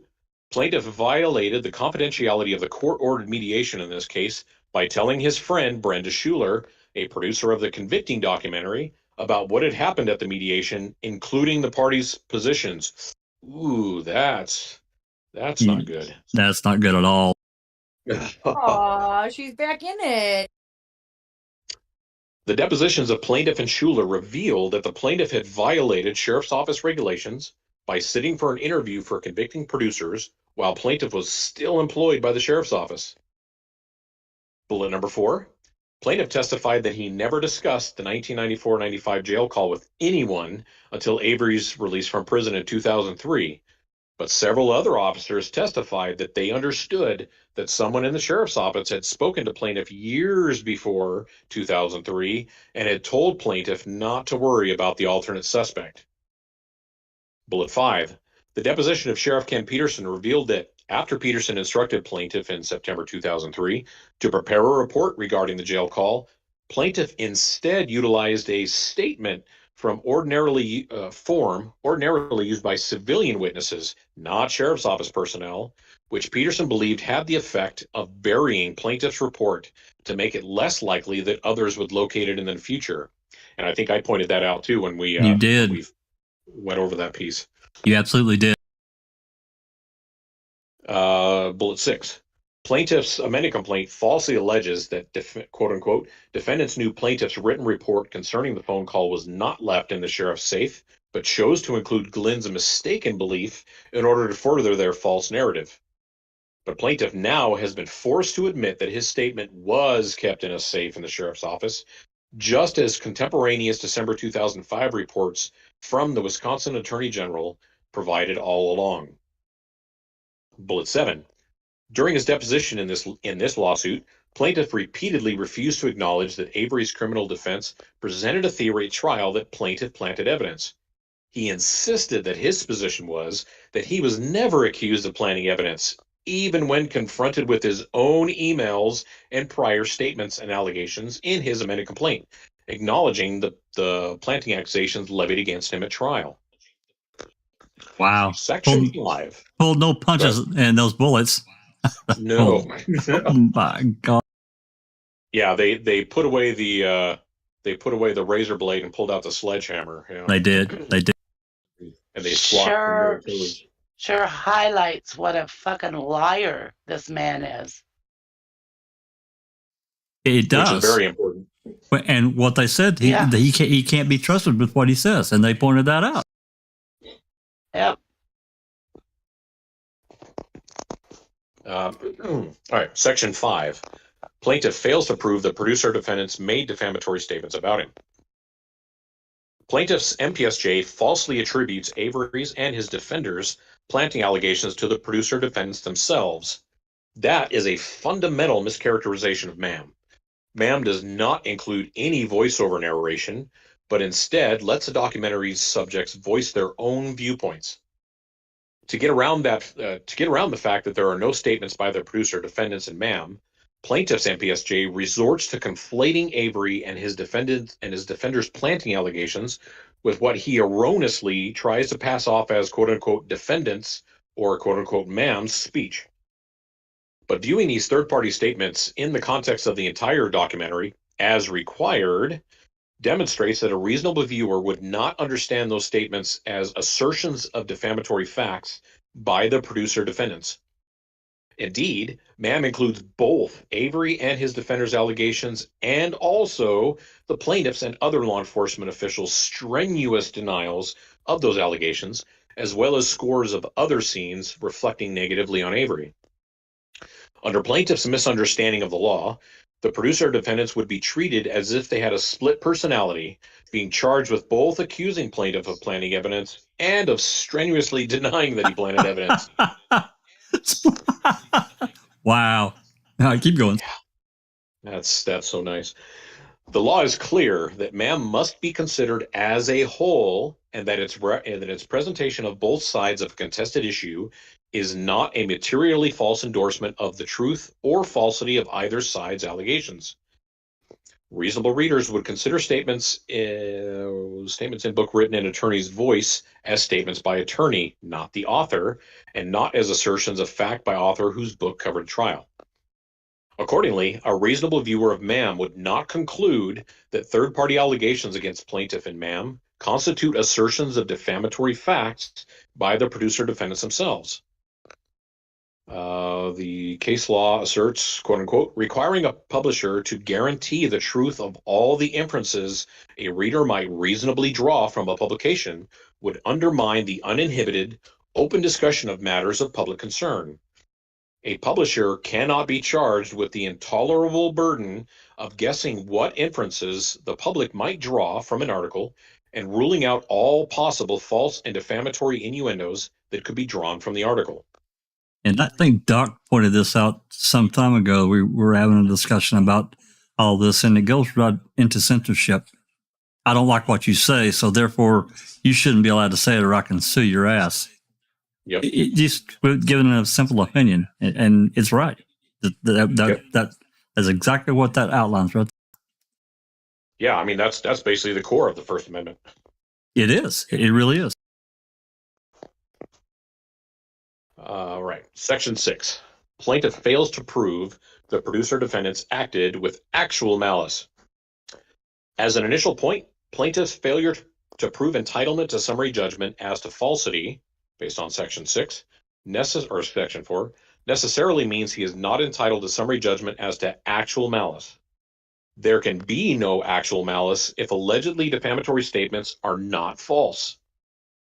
In addition, plaintiff's MPSJ papers fail to connect his supposed evidence of actual malice to any of the 52 statements in his chart or to any of the allegations in his amended complaint, further dooming his MPSJ.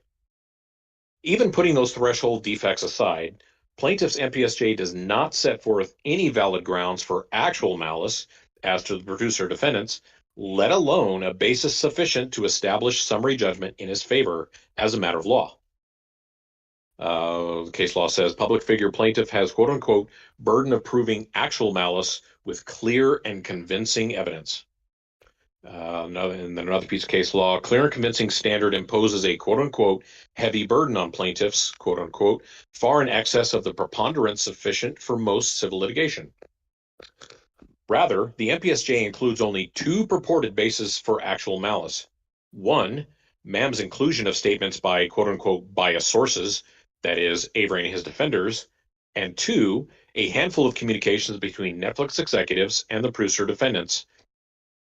These do not come close to proving actual malice. To the contrary, they only underscore the producer defendants' lack of actual malice. True, that's right. Let's see. Okay, the footnote just talks about or gives some clarification on actual malice statutes by case law. Yeah. Subsection A. MAM's inclusion of Avery and his defenders' viewpoints is not a valid basis for actual malice. Plaintiff is wrong that actual malice can be based on MAM's inclusion of statements in which Avery and his supporters voiced their views that plaintiff planted evidence to frame Avery. MAM could not document Avery's criminal trial without including these accusations, which plaintiff concedes were, quote unquote, central part of Avery's defense trial. By plaintiff's logic, no journalist or documentarian could report on contested legal proceedings without facing liability for informing the public about the party's core legal arguments. This would turn First Amendment jurisprudence on its head. The Supreme Court has stressed that speech protections apply with special force to coverage of court proceedings which, quote unquote, bring to bear beneficial effects of public scrutiny upon the administration of justice. As the Seventh Circuit recently held, the public, quote unquote, needs to know what its court does, and since this cannot be intelligibly reported without stating the charges and issues upon which the court's action is based, the latter may be reported also, although as an incidental result, the fact of defamatory charges against some individual becomes public to his injury. Courts have consistently held actual malice does not exist even when a defendant repeats the contentions of one side to a dispute without even presenting the other sides or performing any independent research. Even, quote unquote, proof of failure to investigate by itself is not sufficient. And then case law states insufficient evidence of actual malice, although plaintiff alleges defendant engaged in, quote unquote, poor journalistic practices and had, quote unquote, preconceived storyline. Okay, it just talks about some more case law. The Wisconsin Supreme Court's decision in Torgerson is particularly on point and demonstrates why plaintiff's actual malice argument fails. Torgerson affirmed summary judgment in favor of the defendant based on lack of actual malice and explained that actual malice does not exist as a matter of law, even when a media report adopts wholesale one side's interpretation of ambiguous and contested events concerning alleged police misconduct. The court explained, the United States Supreme Court has said that a court cannot infer actual malice sufficient to raise a jury issue from the deliberate choice of a rational interpretation of ambiguous materials. The article at issue concerned police lawlessness. The article quoted summaries of an unproven civil complaint described in a government report without indicating either that the quotes came from a complaint or that the events described were as yet unproven. Noting that the government report taken as a whole, quote unquote, bristled with ambiguities, the court held that under such circumstances, the deliberate choice of one interpretation from a number of possible rational interpretations was not enough to create a jury issue of actual malice. The court reasoned as follows, quote unquote, where the document reported on is so ambiguous as this one was, it is hard to imagine a test of truth that would not put the publisher virtually at the mercy of the unguided discretion of a jury. The case here for defendants' actual malice is even weaker than in Pape, Torgerson, or their progeny. First, Mann makes it clear to viewers that it is Avery and his defenders who are accusing plaintiff of planting evidence. That leaves it to viewers to decide whether to accept those accusations or to view them skeptically based on their source. Quote unquote, full or pretty full publication of the grounds for doubting a source tends to rebut a claim of actual malice, not to establish one. Second, Mann includes not only Avery and his defenders' planning allegations, but also plaintiffs' denials of those allegations, as well as denials by others, including prosecutors and the sheriff's office undersheriff. Plaintiff's argument that inclusion of his denials in MAM is insufficient and that the defendants had to exclude Avery's team's accusations is contrary to law.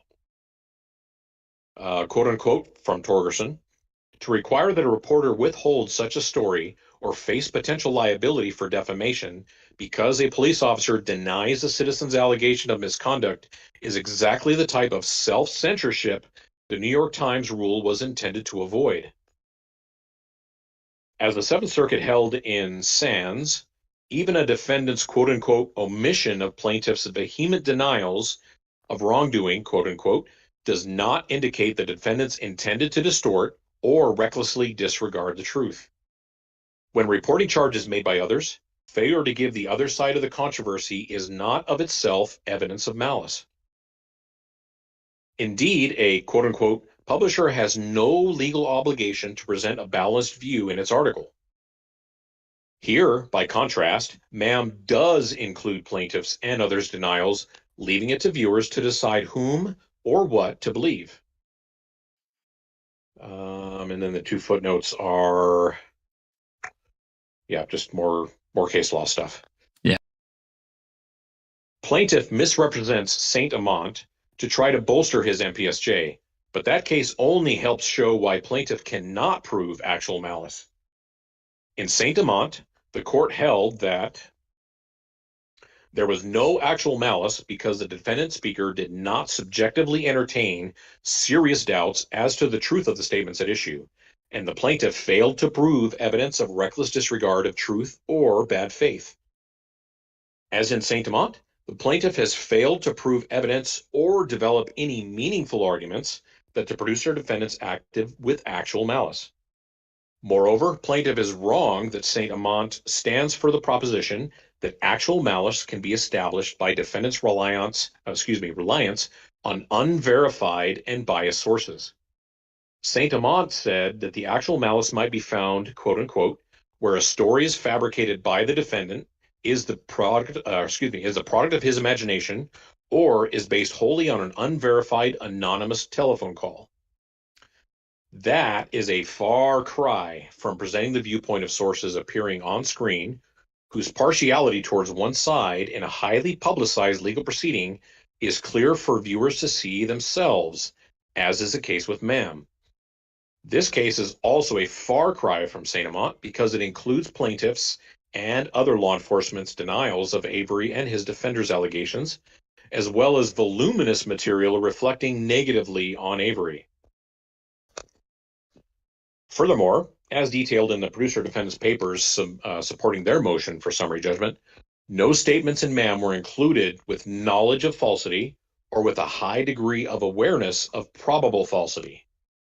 To the contrary, the producer defendants believed in 2015 when Ma'am was released, and still believe now, that Ma'am accurately captures the gist of Avery's and others' allegations against the plaintiff, and also of plaintiff's denials on those subjects. None of the statements made by Avery, his attorneys, family members, and other Avery supporters were included in Ma'am with knowledge of falsity or with a high degree of awareness of probable falsity. Rather, the producer defendants believe those statements accurately reflect the speaker's own opinions and viewpoints. They are not presented with authoritative statements of objective fact, but as the views of those particular individuals, whose pro-Avery inclinations are clear for Ma'am viewers to see and judge for themselves. Finally, plaintiff's amended complaint does not allege a defamation by implication innuendo claim, and even if it had, his MPSJ fails to address the legal requirements of such a claim, let alone prove his entitlement to summary judgment under those rules.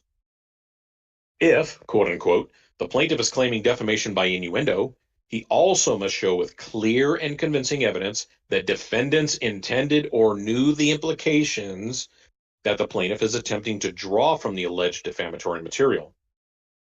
Plaintiff does not even attempt to prove this or even acknowledge that it's required by law.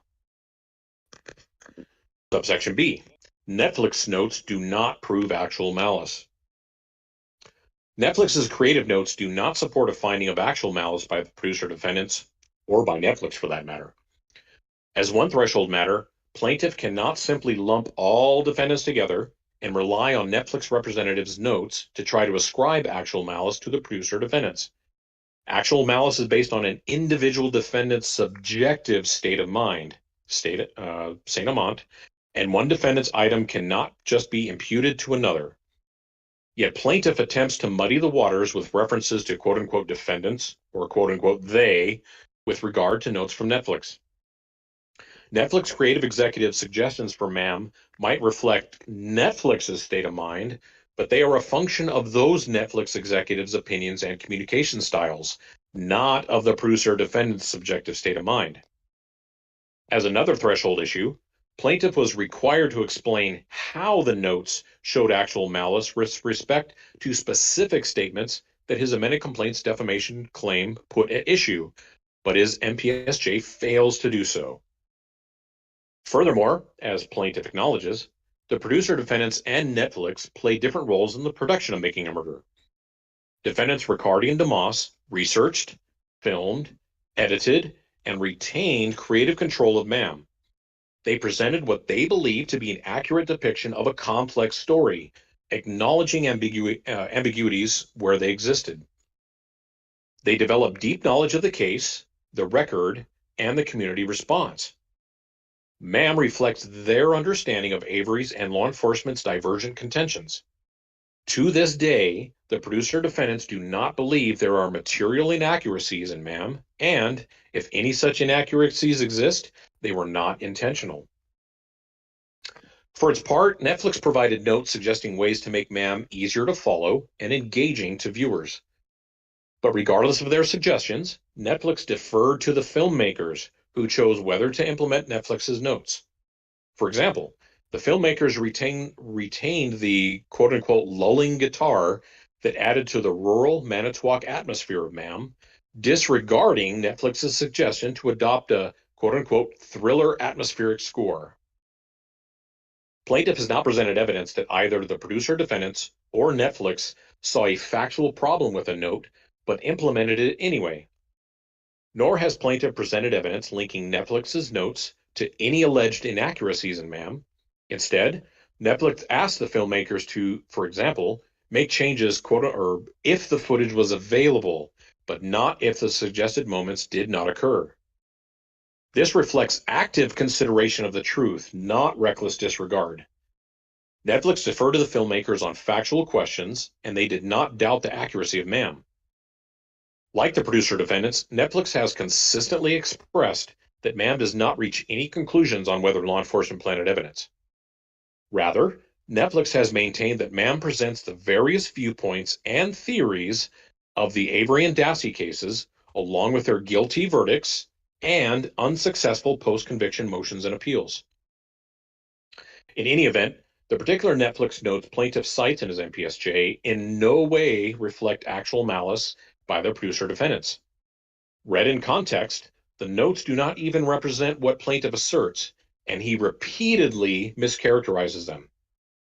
For example, plaintiff incorrectly claims Netflix was suggesting that a statement by Stephen Avery's cousin, Kim Ducat, that the county was, quote unquote, not done with Avery, should be moved to the end of the episode to convey a, quote unquote, more explicit ending to an earlier episode that makes it clear that in the next episode the cops are going to seek revenge. But the notes themselves provide that Ducat's statement was at the beginning of the working version of the first episode, and they do not propose moving it to the end. Indeed, Ducat's statement remains at the beginning of the final version of episode 1 of MAM that's streamed on Netflix. The end of episode 1 does not feature Ducat, but rather audio from police dispatch discussing whether they had Avery in custody for the murder of Teresa Halbach. As another example, plaintiff claims that, quote unquote, defendants sought to, quote unquote, advance a preconceived law enforcement conspiracy narrative and cite Netflix notes referring to certain law enforcement personnel as, quote unquote, baddies and suggesting a, quote unquote, thriller atmospheric score. As to the, quote unquote, baddies comment, that is nothing but colorful language from a Netflix executive, not the producer defendants. And in any event, the note lists specific quote unquote baddies, and they do not include the plaintiff. Finally, the amended complaint, I'll actually read this footnote. The Netflix notes reference to quote unquote cops are going to seek revenge simply echoes Avery's core defense at trial that law enforcement was motivated to target him for prosecution because of his prior exoneration for the 1985 assault and resulting embarrassment to and lawsuit against Manitowoc County and its former sheriff and district attorney. So finally, amended complaint acknowledges that, quote unquote, a central part of Avery's defense trial was that plaintiff and other Manitowoc officers planted evidence to frame Avery. The quote unquote law enforcement conspiracy narrative was not something defendants quote unquote conceived, but rather a core part of Avery's trial defense. Along similar lines, plaintiff selectively quotes Netflix notes to suggest that the producer defendants were instructed to quote unquote find material for episode 3 to support a planning theory. But episode 3 includes a search of the Avery property as the events unfolded and simply foreshadows the planting theory that indisputably was central to Avery's defense at trial. Contrary to plaintiff's characterization, this was not an effort to quote-unquote enhance the exact accusations against law enforcement, but rather to connect the narrative across the episodes. Netflix's notes suggest MAM, quote-unquote, clarify whether or not the cops had a warrant to search his property. These notes were previewing the circumstantial evidence Avery's defense relied on at trial in their frame-up theory directed at plaintiff and Link.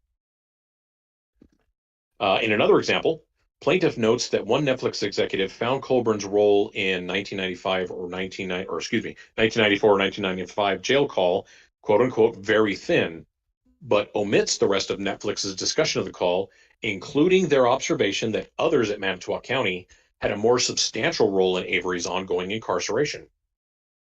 Regardless of those others' roles, including former Sheriff's Office Sheriff Kasurik and former DA Vogel, were named as individual defendants in Avery's civil rights lawsuit, for example. The judge at Avery's murder trial allowed Avery to argue that plaintiff and Link were motivated to and did frame Avery because of their involvement in the jail call and Avery's civil lawsuit. Plaintiff also claims law enforcement was subject to quote-unquote damning portrayals, while Netflix urged the filmmakers to show the Averys as quote-unquote a very happy family. But the note in question highlighted the contrast between the Averys' life quote-unquote before the crimes with the misery that followed. As detailed in the notes, the Avery family's background was one chapter, followed by quote-unquote public exposure allegations, the Penny Bernstein rape allegations, and then Steve suing the county. Plaintiff also ignores the complex Avery family dynamic Mam explores, with some family members against him, some uncertain, and only his parents resolutely on his side. Plaintiff misreads deeper meaning into two notes, suggesting the filmmakers swap out images incongruous with the dialogue. Netflix suggested a change in the quote-unquote smug image of Avery during a Dean Strang soliloquy on the difficulty of this type of trial. That soliloquy did not occur in Avery's presence, and Mam repeatedly featured Avery voicing despair at his chances at trial, not actual smug in response to his attorney's warnings, so the image was a mismatch. Similarly, plaintiff claims the substitution in the trailer for Mam of a quote-unquote squirmy shot of plaintiff testifying reflects a negative portrayal of law enforcement. Plaintiff does not deny that he squirmed while testifying. In fact, at his deposition for the lawsuit, he acknowledged he gets nervous testifying. Even plaintiff's former counsel of record in his lawsuit described watching Avery's civil lawsuit deposition testimony of the quote-unquote officers who were most directly accused of wrongdoing, either in the Avery case or in the second, as quote-unquote watching them squirm. The footnote reads, the Mam trailer is not even at issue in this case, as it is not mentioned in the amended complaint and is not included in any of the 52 statements in his MPSJ. Moreover, defendant Demos explained the reason for the substitution of the quote-unquote squirmy shot in the Mam trailer, which was not to make plaintiff look bad. Conclusion. Hopefully this is our biggest sledgehammer. Defendants, not plaintiff, are entitled to summary judgment. Plaintiff's MPSJ only underscores this conclusion by failing to substantiate his allegations in his amended complaint with admissible evidence. Despite having the opportunity to take extensive discovery, plaintiff fails to come forward with any evidence demonstrating actual malice by the producer defendants. As explained in the producer defendant's own summary judgment papers, no such evidence exists, let alone the sort of clear and convincing evidence that the Constitution requires of the plaintiff. Furthermore, at summary judgment, plaintiff may no longer rely on mere allegations about what Mam supposedly shows. As the Wisconsin Supreme Court has emphasized, quote unquote, the First Amendment requires courts to make an independent examination of the whole record so as to assure themselves that the judgment does not constitute a forbidden intrusion on the field of free expression. As shown by Mam itself, and further explained in defendant's summary judgment papers, such an examination reveals that, far from being false and defamatory, Mam accurately captures the gist and the sting of the viewpoints of its subjects. And Mam's subjects include the broader Manitowoc community, not just Avery and his supporters, but also the news media, the plaintiff, other law enforcement officials, including the prosecution, and others who believe Avery was guilty, including Avery's own brother. Plaintiff cannot remotely substantiate the allegations in his amended complaint. This court should deny the MPSJ and grant the defendant's motion for summary judgment. Well done. Fantastic job, Sapper. Fantastic. And I was pretty sure this wasn't Lita, but it was still really well written, in my opinion. This is from Kevin Bick. I still think it was really well written, and he did drop the knife, and he did bring out the hammer a couple of times really hard. Yep. Hugely. Well, I mean, on several different issues, especially, the lack of foundation. It's like, it would be like if let's just say a newspaper organization, the New York Times, wrote an article about, foul play and, all of our members and so forth and so on, and said some things that were, whatever. And we decided that we were just going to go through and pick and pull some things that hurt our feelings and we didn't like and file a lawsuit. It's actually worse than that, but that's what I'm getting from that. And he so clearly pointed that out. It's so clear to me. Yeah. Yep, I have to agree. All right. Any other commentary before we? I'm going to tell you this next one is long. We're going to take a look at it, but it's we're a little over 2 hours in. There's no way we'd be up. I think this next one's like 70 something pages long. But comments, Alice, Susan, come on, Jinx. I know you got something to say. Neverly, come on. I only have one thing to say, and that's he's going to lose. His shit is bullshit. Yeah, they just point out so clearly that he has all these 52 points, but it makes no argument about them, no proof, no, reason that they are defamatory. I mean, it's absolutely ridiculous. Yeah. I do not see this trial or this going any further. I really think they're gonna be granted summary judgment. And that that brings up another defendants. Yeah, and that brings up another point. And I'm sure we'll get more into this later. That leaves really a pretty significant, or actually several lawyers holding the bag, and us wondering who the hell's footing the bill. Someone did ask Yeah. earlier in the chat here if what happens if he loses? Does he have to pay out to the lawyers? I think he can be held accountable for their lawyers, if I remember right. Like Netflix can be like, pay us our money because you made us hire lawyers for this shit lawsuit and you lost. And so not only Netflix costs. lawyers, but Laura and Moira's as well. So We need Cherie. We need Cherie in here and bug her with a few legal questions that she might be able to help us with. Yeah, that'd be good. I'm pretty sure that if the judge rules in favor of the defendants and pure summary judgment, it would not be unusual, nor would it surprise me if they asked for the plaintiff side to pay the court costs and pay the lawyer fees just to be spiteful. We're talking some hefty fees here. We're 4 years now in this thing. Yeah.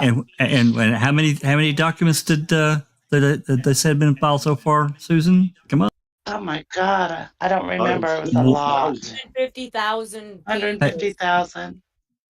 Jesus. I mean, and we've read hundreds, if not into the thousands, but my God, I mean, a lot of the early stuff, this stuff didn't really get even kind of, I mean, it was a little bit exciting, some of the things that happened, last year, but, it really didn't get juicy until, if we're honest, until this year. I mean, a little bit last year, yeah, but this year is when the shit really came out. Yeah, I hope I'm surprised. Sorry, Alice, go ahead. I was just going to say, I hope you read the small print to see if it says no win, no fee.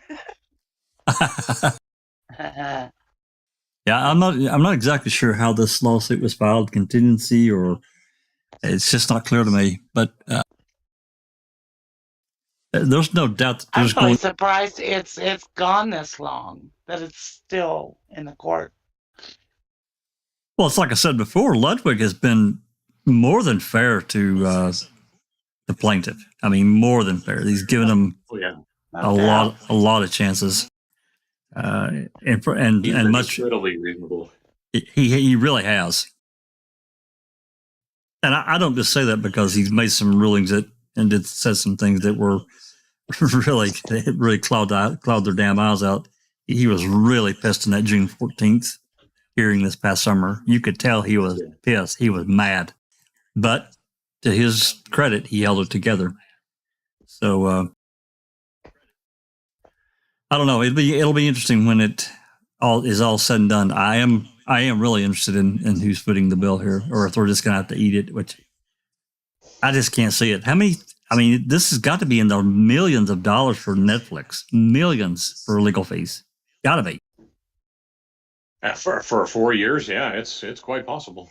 And I don't know what Lita charges per hour, whatever it is. It's probably not enough because Not enough. I just love her writing. She's fantastic. So, all right, let's. we're going to take a look at this document here.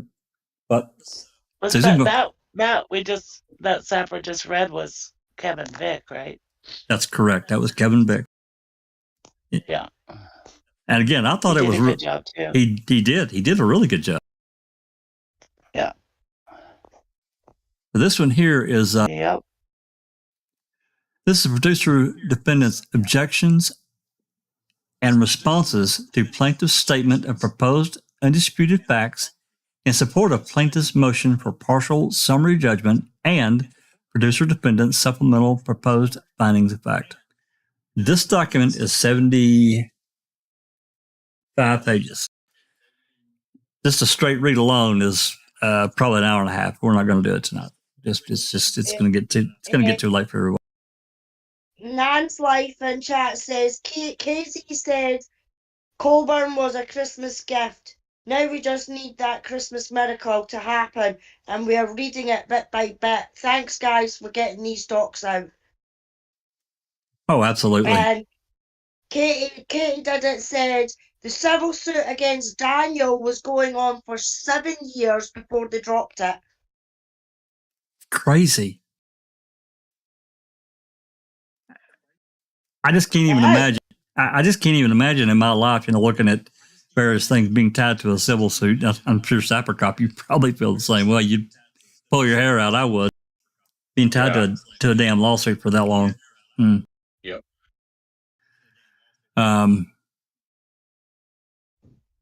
Yeah, it'll be interesting to find if we ever do. I'm guessing that at some point in the future we'll find out. Because I'm really curious about who's footing the bill. Because now we're coming up into some large numbers here in a large amount of time. And this suit was filed.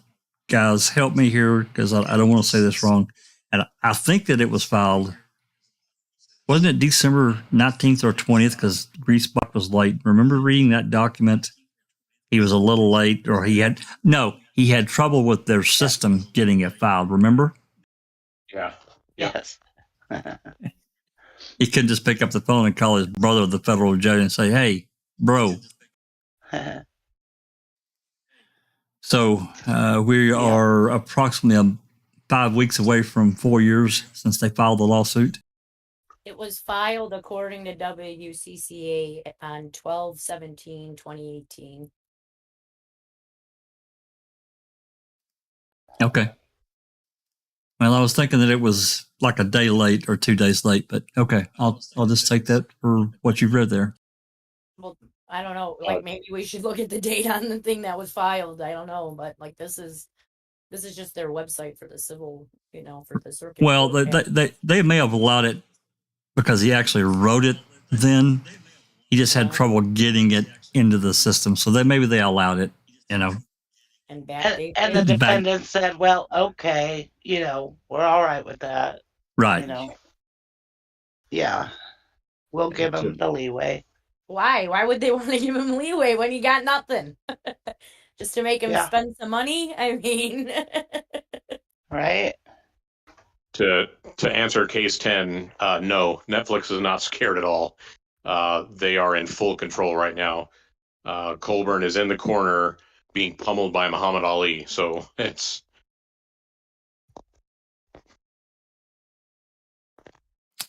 Yeah, I have to agree with Sapper. They're not worried. Lita has been in full control of everything.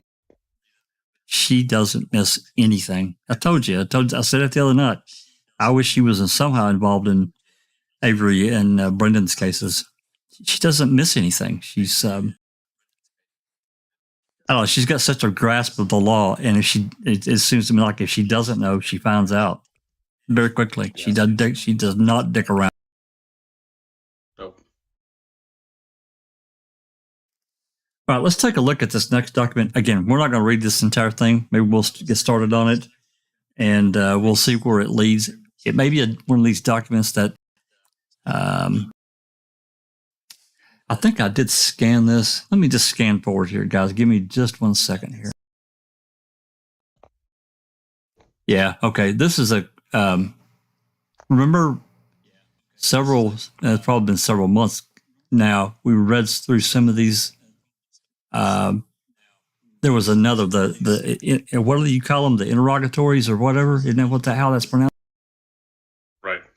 Yep. Remember, Sab? Yeah.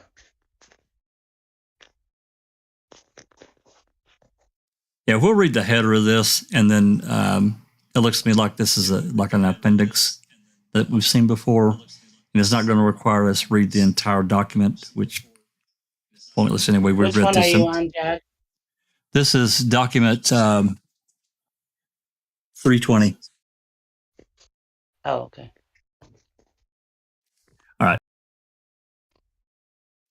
I'll read this top section here, and then we'll look at it a little bit and make a decision.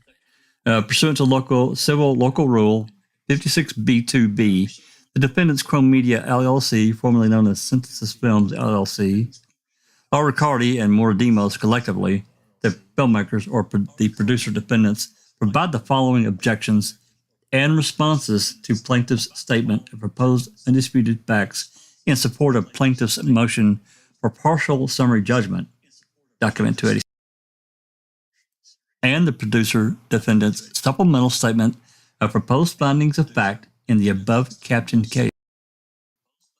This statement contains numerous time-stamped citations to video excerpts from the series Making a Murderer, Ma'am.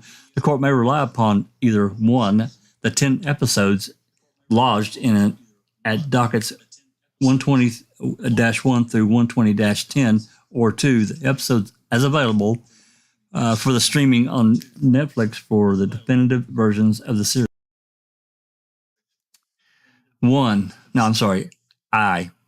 The producer defendants incorporate by reference Netflix's general objections to plaintiff's proposed undisputed facts. The producer defendants incorporate by reference co-defendant Netflix's general objections to plaintiff's proposed findings of fact.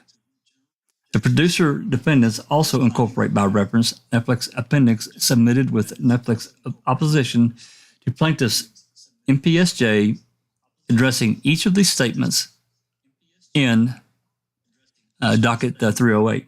Netflix's general objections and appendix apply with equal force to the producer defendants who incorporate them by reference here to avoid burdening the court with duplicative papers.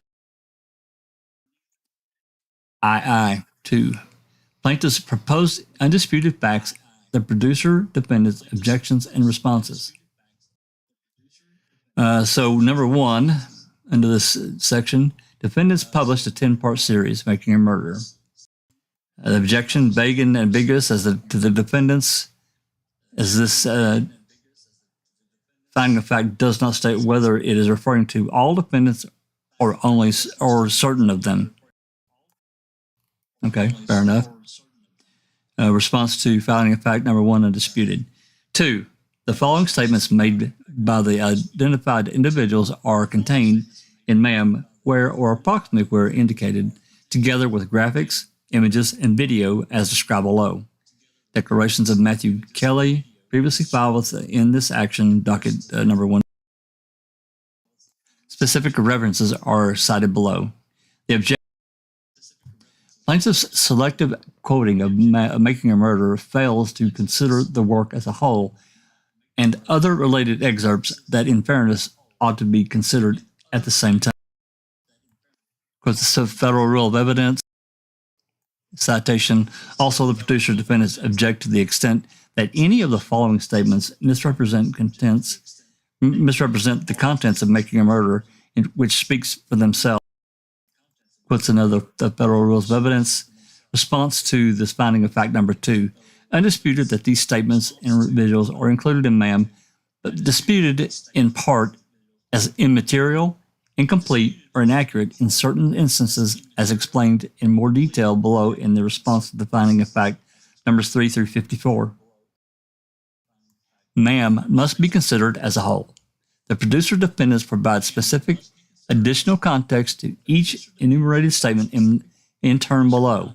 In addition to substantive omissions, there are a number of material transcription errors in plaintiff's chart. This further underscores how plaintiff's characterization of MAM is unreliable, and the best evidence remains MAM itself. That pretty well spells it out. So they've got it to, they've got a fact number, the episode, and the timestamp, and so forth, and then the statement and/or MAM embellishment, and they're listed. We're not going to read them all. It's ridiculous. We don't need. So I'm going to scroll forward, and we'll see if there's any other body of text that we need to read. Yeah, you can see we're up to.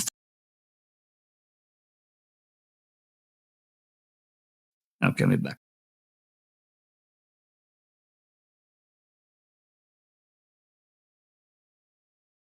Sorry, yeah, there's 54 right there. And then 54 goes down into this next.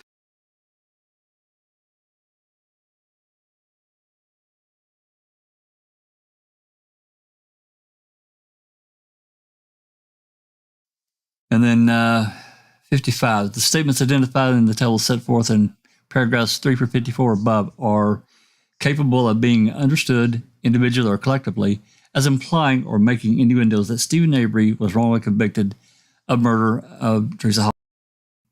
Objection. The plaintiff's selective quoting of making a murder fails to consider the work as a whole and related excerpts that, in fairness, ought to be considered at the same time.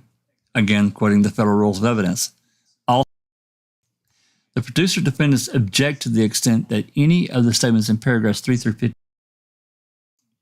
misrepresents the contents of making a murder, which speaks for themselves. Furthermore, the producer defendants object to this finding of fact as compound insofar as it purports to summarize the contents of 52 separate statements and also seeks to characterize them as quote unquote individually or collectively without explanation. Emphasis added. The producer defendants further object that that this finding of fact states a proposed legal conclusion rather than a proposed fact. That gets more into the, that has legal meaning. I'm pretty sure that as a non-lawyer, I can't comment. I'm going to pause right here and scan forward just a little bit because we're only part of the way through here. I want to know where this is leading because again, I have not looked at this document. Susan, have you looked at this document in any?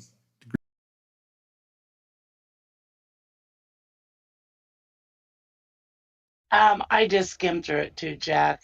I don't really think it's important to read this. I think we know basically what it's saying, and what Andy's trying to say is undisputed, and they're just saying why they dispute these facts because they're not. Well, yeah, they're saying that Netflix saying you need to watch the entire thing and not just try to pull out and cherry pick. Yeah, I agree, and just looking through here, it's exactly what is going on. So we're going to, producer defendant wants supplemental proposed finding of facts. I just don't think it's important that we read this entire document. I just don't think we're going to get anything more out of it than what we've already seen. Yeah, I think we've got the gist of all of this, in another response. Yeah, this is another Kevin Big document. Okay, I'm going to let me pop this off the screen and I'll close this and I'll open up a few more of the next in the series. I think 321. I feel sorry for the judge. Oh my God, yeah. Well, I mean, he has staff that can help him. So yeah, true that.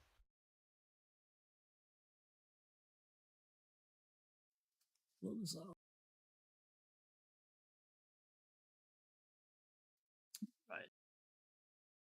Jamie's joined us in chat. Hi, Jamie. Nice to see you. Hey, there's lesson plan. Bye, Katie. Stay safe.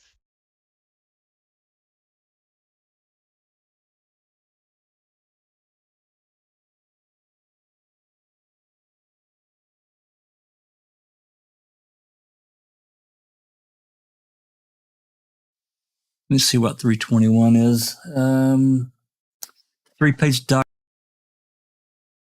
Okay, this is a declaration. We can probably take a look at it because it's not very long. And there's a couple of attachments with 321. Let me see if I can get these pulled in here.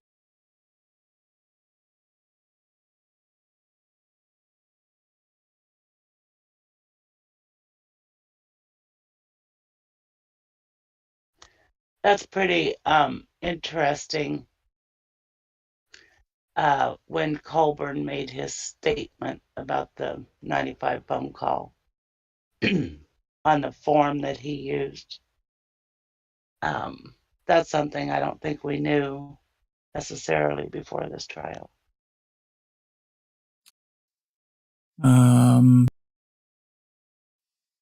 We do have some more.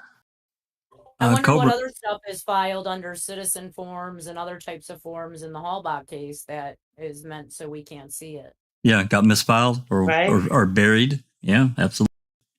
I will tell you the stated on the wrong form.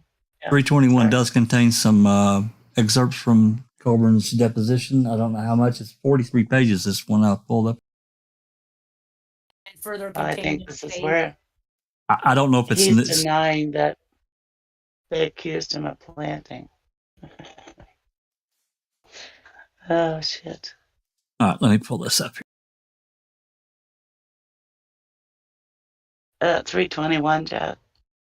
Yeah, 321. It has 321 has two attachments, at least two attachments. I've pulled up at least two.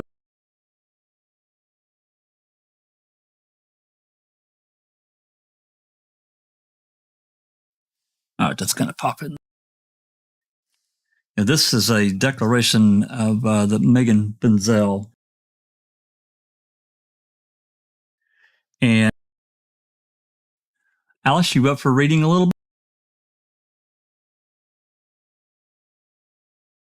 Yeah, sure.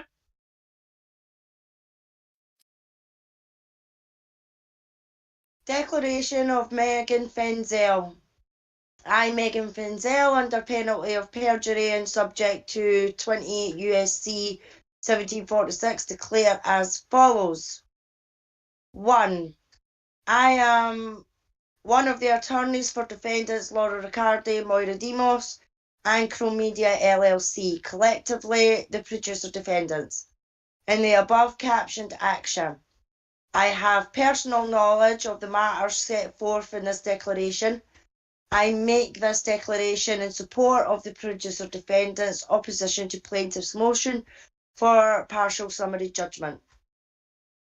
Deposition transcripts. Number 2.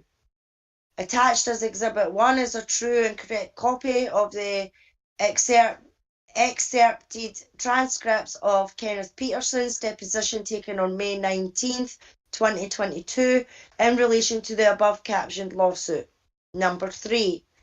Attachment as Exhibit 2 is a true and correct copy of the excerpted transcripts of Plaintiff Andrew Colborn's deposition taken over 2 days on July 21st and 22nd, 2022 in relation to the above captioned lawsuit. Documents. Number 4.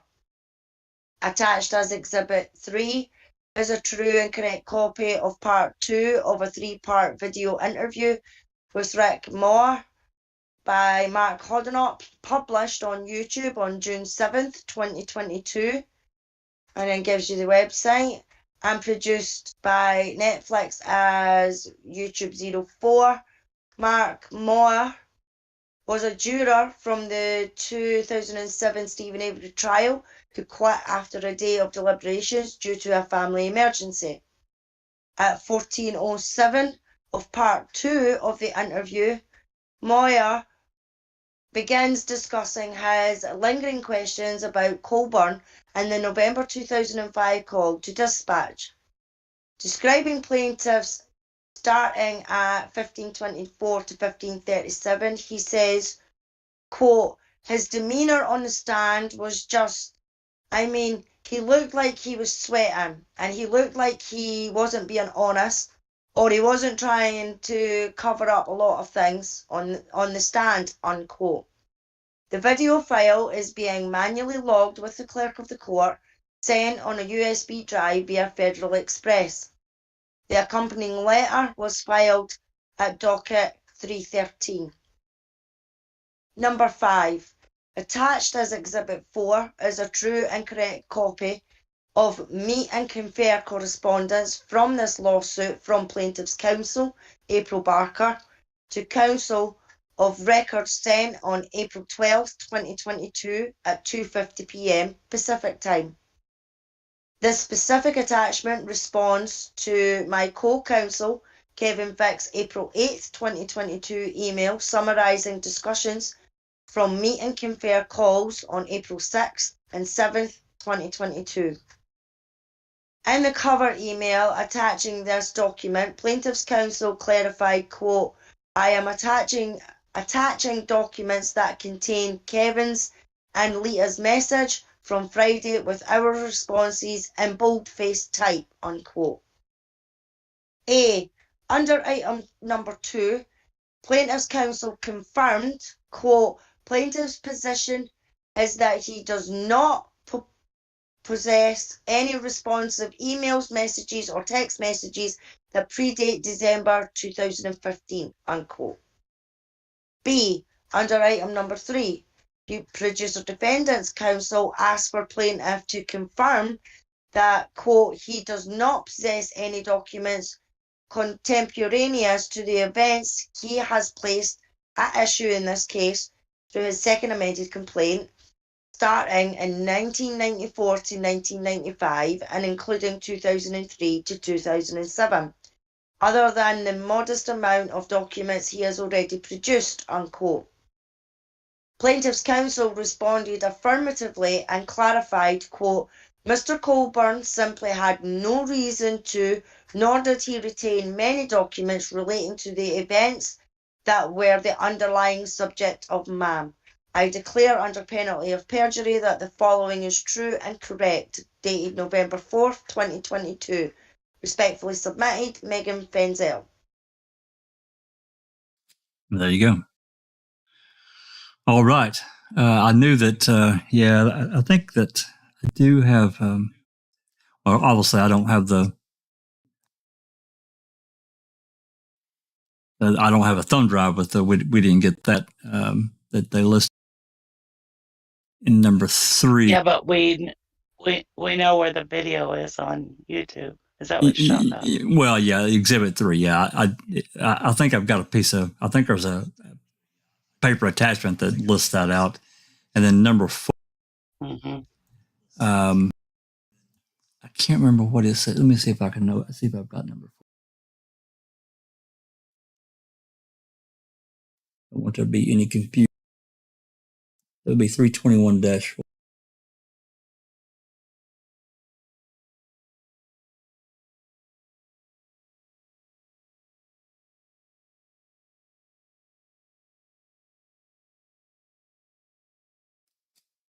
Okay, there we go. So we do have that. It's 5 pages. Okay. All right, let's move back over here.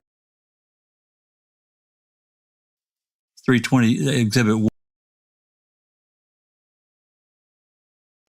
Yeah. Peterson's excerpts from his deposition. Yeah, I know we've read some excerpts. This was May 19th, 2022. I don't know that we've read these precise excerpts, so let's go ahead and read them. It's only 7 pages total. So. The appearances, Schott, Bublitz, and Engel. Oh, okay, that's Bar. Another lawyer on behalf of the defendants.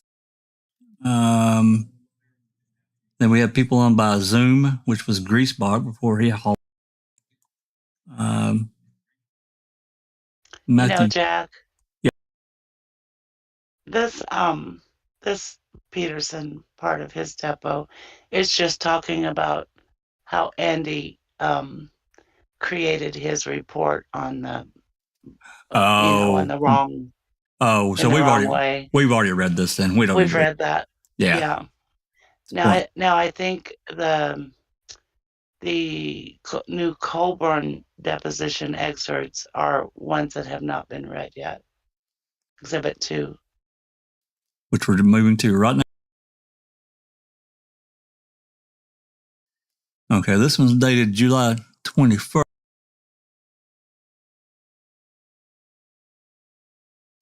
We've already seen the lawyers that were here before. We can look at them quickly again. This is the George Burnett guy, April. And then, of course, and Isabella, she's part of that. So is this Emmy part.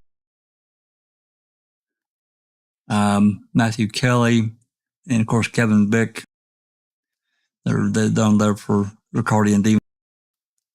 Dassey Bick appeared on by Zoom on behalf of Chrome Media. Also present Deborah Bursick, Demos and Ricardi, and Melinda Lemon, litigation for Netflix, which I don't blame.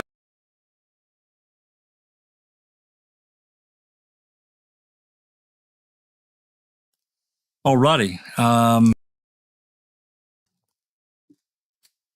Alice, you want to do a little reading with me? Yeah, sure. Okay, you can be Andy again. Not that I'm picking on you. Well, thanks. Okay, so I'll just start on line 3. I don't know what the hell that line, I don't know what that shit up there is. All right, I'll start on line 3. All right, and everyone, please keep in mind that don't know this. These are excerpts, so the pages could very well skip. So we'll just have to be prepared for that. All right, line 3. So we're going to come back to this Exhibit 1 throughout the day, and I want you to thank you and your counsel for taking a look at it and agreeing to what you could agree. I hope we will expedite things today, but I'm mostly going to point you right now to Exhibit A, Attachment A of Exhibit 1, which is my original letter. Okay.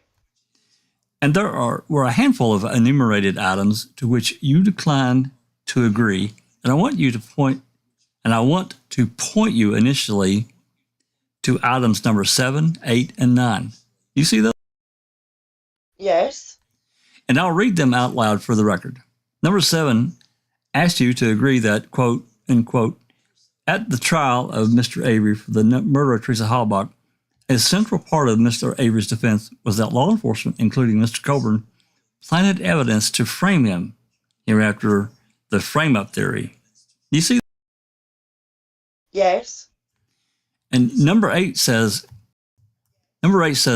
quote unquote, one part of the frame-up theory put forth by the defense at Mr. Avery's trial was that Mr. Colborn was looking directly at Ms. Halbach's vehicle when he made that November 3rd, 2005 call to dispatch. Did I read number 8 correct? Yes. And number 9 says, quote unquote, a second part of the frame-up theory put forth by the defense at Mr. Avery's trial was that Mr. Colborn was involved in planting the key to Ms. Halbach's vehicle in Mr. Avery's bedroom. Did I read that correct? Yes. And you declined to admit to these 3 factual allegations, correct? Yes, I decline to admit to those. So I'm handing you what we previously marked as Exhibit 2. You can set aside Exhibit 1 for a second, but keep it. Often what witnesses do is they'll just make a stack in order so they can find things later in the day. Okay. Exhibit 2 is the operative complaint in the case, the second amended complaint. Do you see that? Yes. And I'd like to point you to paragraph 33, if you could flip. Got it. Paragraph 33 begins, quote unquote, the central part of Avery's defense at trial was that plaintiff and other Manitowoc officers planted Hallbox SUV at the Avery salvage yard. Did I read that correct? Yes. And so I'm wondering if you can explain to me why you did not, or you refused to admit number 7 on Exhibit 1. And I'll read it again, quote unquote, at the trial of Mr. Avery for the murder of Teresa Hallbox, the central part of Mr. Avery's defense was that law enforcement, including Mr. Colborn, planted evidence to frame him. Thereafter, the frame-up theory, your counsel has an objection. Anybody want to read Mr. Burnett?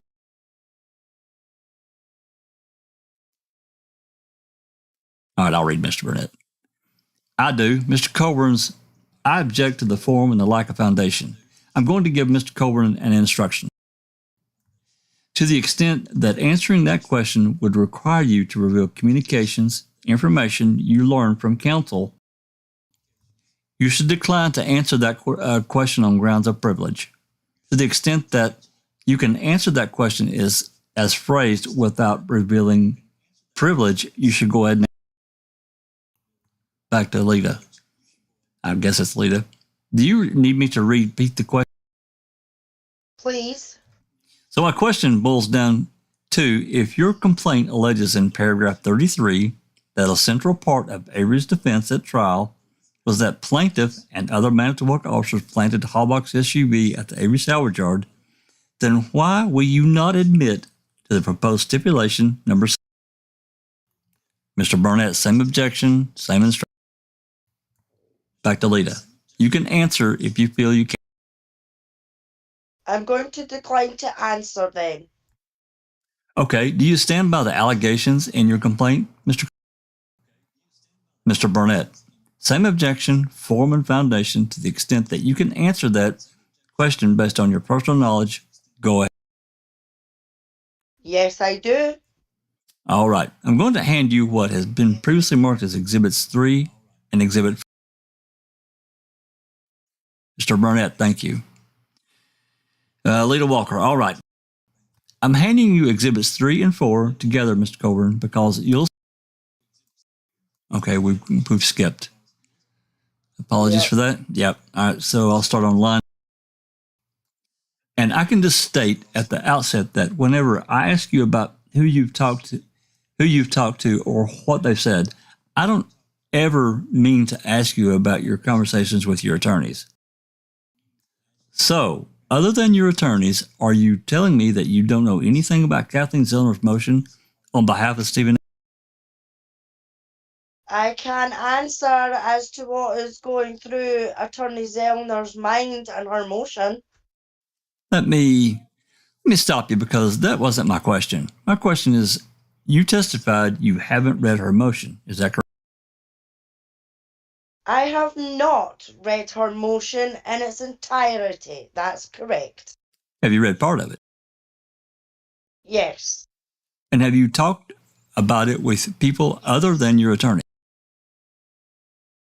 Not that I can specifically recall, but I have read it.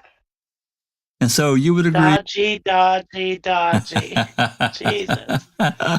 It is. And so you would agree...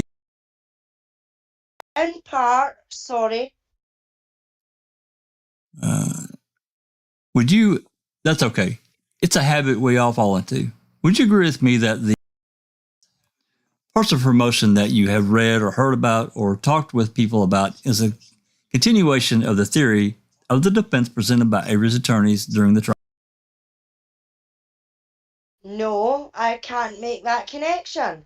I'm not entirely sure what the attorneys at trials, because I was never accused in trial of planting evidence. So I don't know if they were accusing me or that or not. Do you think Mr. Avery had a theory of... do you think Mr. Avery had a theory at his trial? Mr. Burnett, can I hear that question again?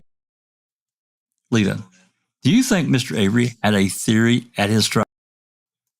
Mr. Burnett, same objection, foundation. I wouldn't be able to speculate what Mr. Avery's theory was. Well, you attended parts of the trial, correct? I testified at trial.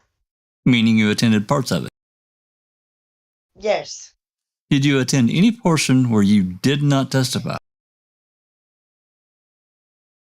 I believe I was present in the courtroom for his sentencing. And did you read media reports about the trial at the time it was happening? Not at the time it was happening. After it happened? Certainly. Let me just ask you point blank. Are you sitting here today, and is it going to be your position today that you have no theory of what Mr. Avery's defense was at his trial? That is going to be my position, yes. I'm not going to speculate as to what his defense attorney's theory was. Jesus Christ. Okay. I'm asking you, based on your personal knowledge, I'm not asking you to speculate. Let me rephrase this question. Based on your personal knowledge as a Manitowoc Sheriff's deputy, as a person who testified at the trial, as a person who attended parts of the trial, as a person who read nearly contemporaneous media reports about the trial, and as a plaintiff in this lawsuit many years later, tell me what you think his theory was as best you can. I'm not asking you to speculate. Just describe it for me. I think the defense's theory was to throw as much mud against the wall and see what would stick. What kind of mud did they throw?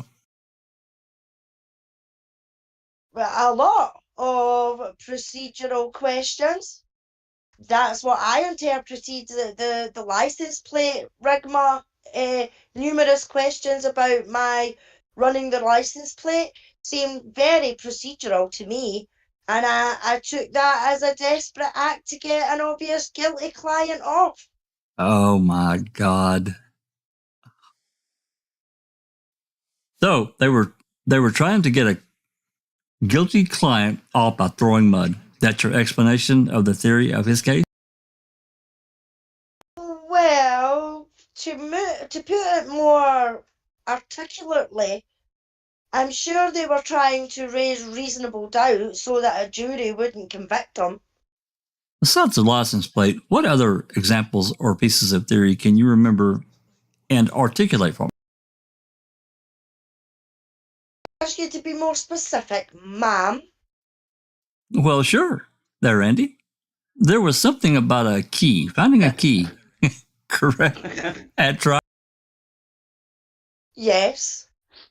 What do you remember about that?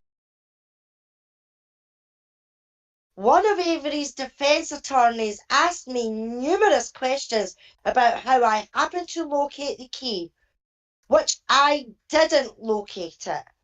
How the key happened to be in the position where it was when it was found, and asked me to describe how that key might have fallen from a bookcase that we were searching. You would agree with me that they certainly meant to insinuate or suggest that you or Officer Link or some law enforcement officer planted the key, correct? Mr. Burnett. Objection, forum, foundation, calls for speculation. Again, I'm not going to speculate as to what their theory was. This is unbelievable. Isn't it? That he's taking this approach now. It really is. After everything he said, the letters he wrote. And his second amended complaint. Well, when you lie, it's hard to keep your lies straight. Yeah. It is. Very difficult. Okay. I'm not asking you to speculate. I'm asking you based on your personal recollection as a personal witness to the proceedings and a participant in them. How would you describe their theory and whether finding the key was part of their theory? That's not asking for speculation, Mr. Colborn. Well, I would like to think that my answers were such that they moved on from that. That's not my question. I'm asking you to describe what your personal understanding of their theory was. We were trying to understand how we found the key and why we didn't find it earlier. Again, I was never accused of planting evidence. Who were they throwing mud at? Were they throwing it at you? I'm sure they were hoping that I was going to make some sort of... That's not my question. You used the phrase, they were throwing mud. Uh-huh. And I'm asking you, were they throwing mud at you? I think they were questioning our procedure during the searches, yes. Hey, Jack, lead- I have a question. Yeah. Does it sound to you like Andy has been studying Reddit? Stephen Avery's guilty, or? Oh, absolutely. Absolutely. No doubt about it. Jesus. These deflect. Yeah. It's just thing me. I'll do Miss Walker, Jack. Miss Walker, so I'm just going to pause for a minute and direct a comment to your client counsel. Which is this is going to take a while today. If we're going to have to show him a lot of documents to get him to articulate the theory of the case.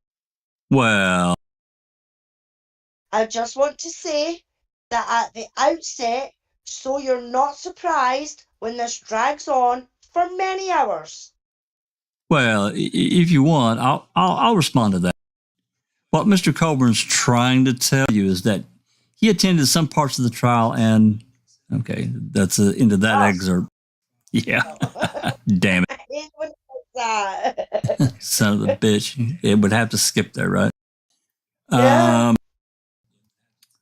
Okay, we'll start on this next page. I'll start here on line 1. I'm just going to give you a date as to when those were finalized back in January. Okay, so about 8 months ago or so.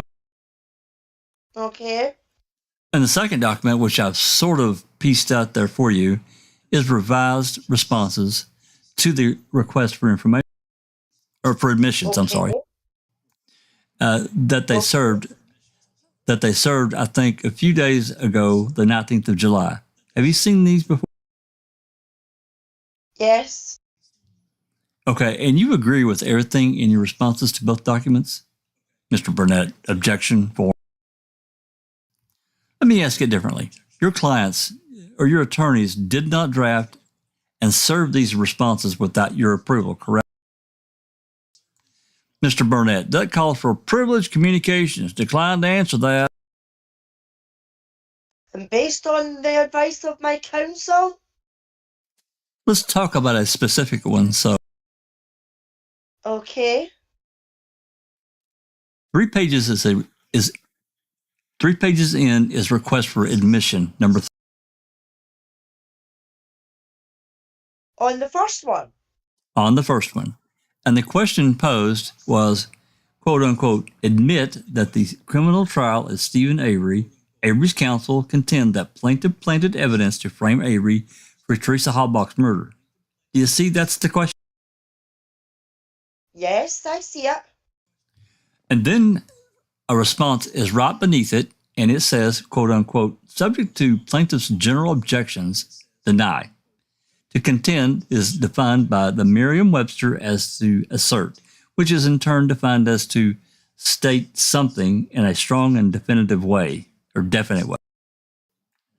Avery's attorneys' opening and closing arguments reveal no strong and definite statement that plaintiffs planted evidence to frame Avery for Teresa Halbach's murder. Did I read that correctly? Yes. Have you ever reviewed this response before? Yes. And you approved of it being your response to these requests for admissions, correct? Yes. Okay, and you denied this in the first instance. We'll come back to your admitted response in a minute. But you denied this in the first instance because you said contend means to state something in a strong and definitive way. Do you see? Yes. And it was your position, at least at the time of the responses back in January, that his attorneys did not do that, correct? That definition was the work product of my attorneys. I didn't personally write that. But you agreed with what they were saying here. Yes, I agreed with them. And you similarly responded, sort of the same boilerplate language appears in number 5, 6, 7, 8, 9, 10, and 11. You see that? I can represent to you and that it does and maybe point you to number 6 just as another concrete example. Okay. So here you were asked to, quote unquote, admit that at the criminal trial of Stephen Avery, Avery's attorneys contended that the plaintiff made the call to the dispatch referenced in paragraphs 30 through 32 of the second amended complaint after plaintiff had located Teresa Halbach's SUV. You see that? Yes. I read it correctly. Yes. And you made the same objection here. You said essentially that I can't admit that because contend means to state something in a strong and definite way. Do you see? Yes. And you don't think Avery's attorneys contended that you made the call to dispatch after you had located the SUV, correct? You don't think they contended that. Mr. Burnett, Objection Foundation. No, I don't think they did.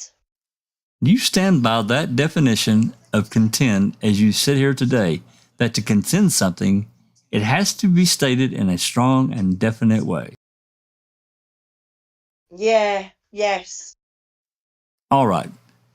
So, we haven't gotten into the documentary yet, but when we do, we're going to use your definition. And I'm going to ask you things like, what did making a murder contend in a strong and definite way? And I just want to put that idea in your head so you're ready for it down the road. Uh-huh. Okay, so we skipped again. So we'll pick it up here on line 1. And Brenda said, quote unquote, yes and no. And I said, quote unquote, okay. And then she said, okay. He felt defamed. In my opinion, I would say he felt very wronged after the trial, during the trial, okay? I said, mm-hmm. And she said, but felt redeemed with the verdict. That's Ms. Schuler's testimony, and my question for you is, do you agree with her assessment? No. Which part do you disagree with? I didn't feel very wronged after the trial. Okay. Any other part you disagree with? No. Okay, I'm going to hand you 35-B. Okay. So I'm going to start on line 22 of 141. You see where I'm at? Yes. And so I'm following up on Ms. Schuler's testimony, and I say, quote unquote, so you just testified that he felt very wrong during the trial, and then he felt vindicated by the verdict and that he was very upset by making a murder. Is that a fair summary of what you said? And she said, quote unquote, yes. And I asked, the reason he felt very wrong during the trial by Mr. Beating and Mr. Strang is because in defending Stephen Avery, they accused Mr. Colborn of planting evidence to secure Avery's conviction. Is that correct? And Ms. Schuler said, that is correct. Did I read that correctly? You did. Okay. And I know you disagree with her description of that you felt wrong, but is there anything else here in her testimony that you disagree with?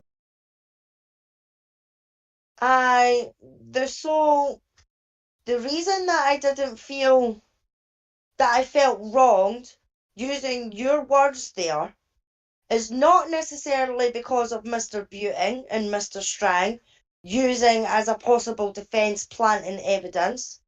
The whole media support of them and lack of support of us and people in my community that I know I've helped that may not have believed in law enforcement, believed in the conviction. That's the reason I felt wronged. Okay. He cannot be fucking serious. The media supported the opposite. Is that what he's saying? Yeah. I don't know, Oh man. my God. I know. It's like opposite day or something. I just don't know where it's like he's been coached so badly. It comes off so wrong in this. Disingenuous. Very. And I'm going to tell you, we're going to have a page jump here in a second, so be prepared for it. Okay, line 21. Okay, so I'm a little confused. So I just want to clarify. You felt wrong at trial, not because of Mr. Buting and Mr. Strang. Is that what you're saying? Not solely, correct. All right, we've jumped again. Something about interviewed for convicting and murder, correct? Yes. And this is how you feel sitting here today, correct? Yes. Mr. Colborn, are you comfortable at this point articulating the defense's theory during the murder trial for Teresa Halbach? I am not. You know, I found this so insane because he had to know what the theory was. He had to. There's just absolutely no way around it. And in my opinion, he's sitting there lying during his deposition, and they know it. Is he trying to say Moira and Laura made it up? I mean, well, sure, absolutely, and the theory that Buting and Strang went with was the planting theory. Everybody knows that. How could he not, being an officer at the time? He had to know that. Anyway. All right. Line 10. But you dispute their theory was that you planted evidence to frame Stephen A.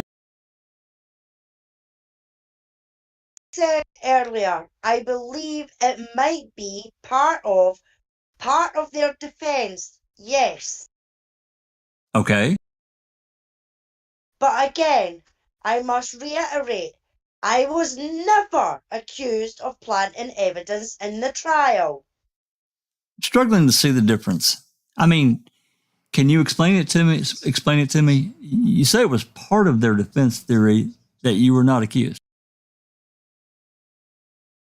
To be totally honest, I was as shocked as you. When I'm all done and testifying, it's like, where's the planting defense? So I don't know. I don't know where they were going. I thought maybe they were shifting gears and going to something else. That they had realised that we hadn't planted evidence. That... Okay, we've jumped again. Yeah. So again, I wasn't privy to closing arguments, to all the other witnesses that testified, but I know that was part of their defense. I'm handing you what has been marked. So he just figures.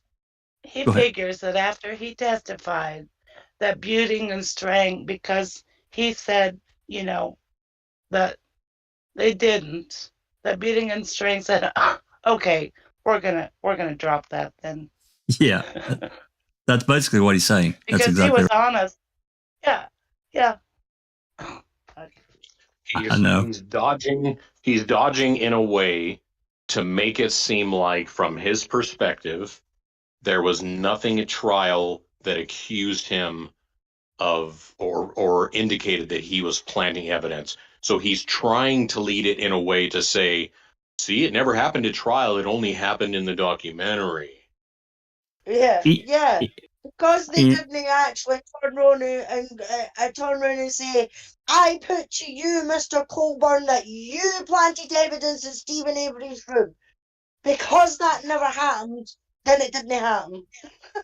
He's also forgetting the fact of what Willis allowed. He allowed the defense leeway to go after Lincoln Colborn because of the key. And well, other things too, but he's completely forgetting about that. He had to know. Of course he did. Of course he did. It's ridiculous that he's turning around saying that he didn't know that they had the theory or whatever. I guarantee you they all fucking spoke about it every day after the court. Oh, what do you think about what happened in court today? He. You know, guaranteed. Absolutely. Okay, line 6. I'm handing you what we marked as Exhibit 161, and I'll represent to you that this is part of the trial transcript, part of the transcript from Day 7 at Stephen Avery's jury. Okay. Do you see that on the very front page? Yes. And I've given you the front 2 pages of that transcript, but I'd ask you to flip to the 3rd page, which is page 201. Mr. Barnett, did you say this is Exhibit 161? Ms. Walker, yes. Yeah. Okay. On page 201, Attorney Kratz is speaking. You see that at the top? Yes. And if you jump to the paragraph at the bottom of that page, he said, now, we've heard that Mr. Strang's opening statement where planted evidence has been alluded to. Do you see that in the 3rd paragraph at the bottom? Yes. And that's Mr. Kratz referring to this theory as one of planted evidence. Do you see that? Yes, I see. Yes. Okay. Now skip to the next page, 202. Okay. And I'll represent to you that this is a transcript of the argument Mr. Kratz was making to the judge directly after you left the stand, okay? At the bottom of page 202, he says, now, for the first time, when evidence should be placed into the record, or at least placed into this particular case, we hear nothing. And so, Judge, I'm asking for an alternative direction or rulings from the court first if the defense is abandoning their planting evidence theory. Do you see he called it planting evidence theory right there? Yes, I see he called it that, but he's also asking if it was abandoned. Oh my God. Fuck's sake. One deflection. That fucking stupid. So he's like, just because he's asking if it's been abandoned, it didn't happen. Seriously. Okay. And I'll represent to you that the judge at the end of the transcript says it had not been abandoned. Are you aware of that? No, because I wasn't there for this. But I just want to ask you then if you agree with Mr. Kratz, and if for the rest of the day we can call this theory the planting evidence theory. Well, I'm not going to agree that there was an evidence planting theory with me. As I've said numerous times this morning, I was never accused of planting evidence in the trial. So let me point you to page 204. Okay. And here we have Attorney String responding to Mr. Kratz. And he starts a paragraph at the bottom of the page with the word second. You see that? Yes. Keep in mind, this is just after you stepped down from the stand. Do you see that? He says second. Just by the way, we haven't gotten to the defense case in chief yet at all. We're in the prosecution case in chief. So all of this, at some level, would be wildly premature. But beyond that, to confront it most directly, I'm idealistic. I'm certainly naive at times.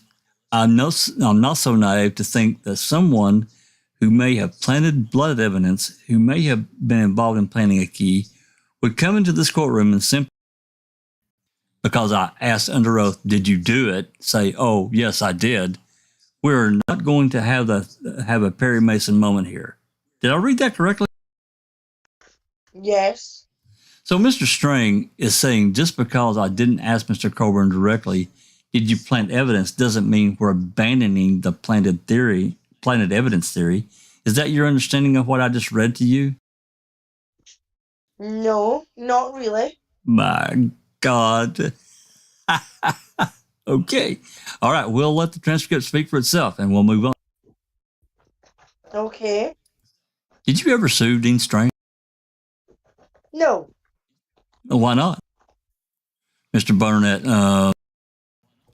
I don't want to know about the conversations with your attorney. So if there's any reason other than your attorney told you not to, I'd like to know why you decided not to sue Dean Strang. There is no other reason than what you just stated. This is going to jump. I'll read the question anyway. Do you understand that you can't sue people for defamatory things they say about you in court? I'm not asking for what your attorneys have told you. So it skips here. All right. So if you could flip back to Exhibit 7, that's the email with Mr. Dunphy we spoke about earlier today. Yeah, got it. And you sent this email on January 12th, 2016, correct? Yes. So again, as you said, that was pretty quickly after the release of Making a Murderer, right? Yes. Okay, so we talked about on the first page of this email to Mr. Dunphy, we've already talked about your statement to him and the claims by the Netflix documentary Mirror, those claimed by the defense during trial. You remember discussing that this morning, correct? Yes. So let me direct you to the second page here on of the same exhibit. I'm sorry. What was the exhibit number again? Sorry about that. Number 7. Got it. Okay. So if you go to the second page, Okay.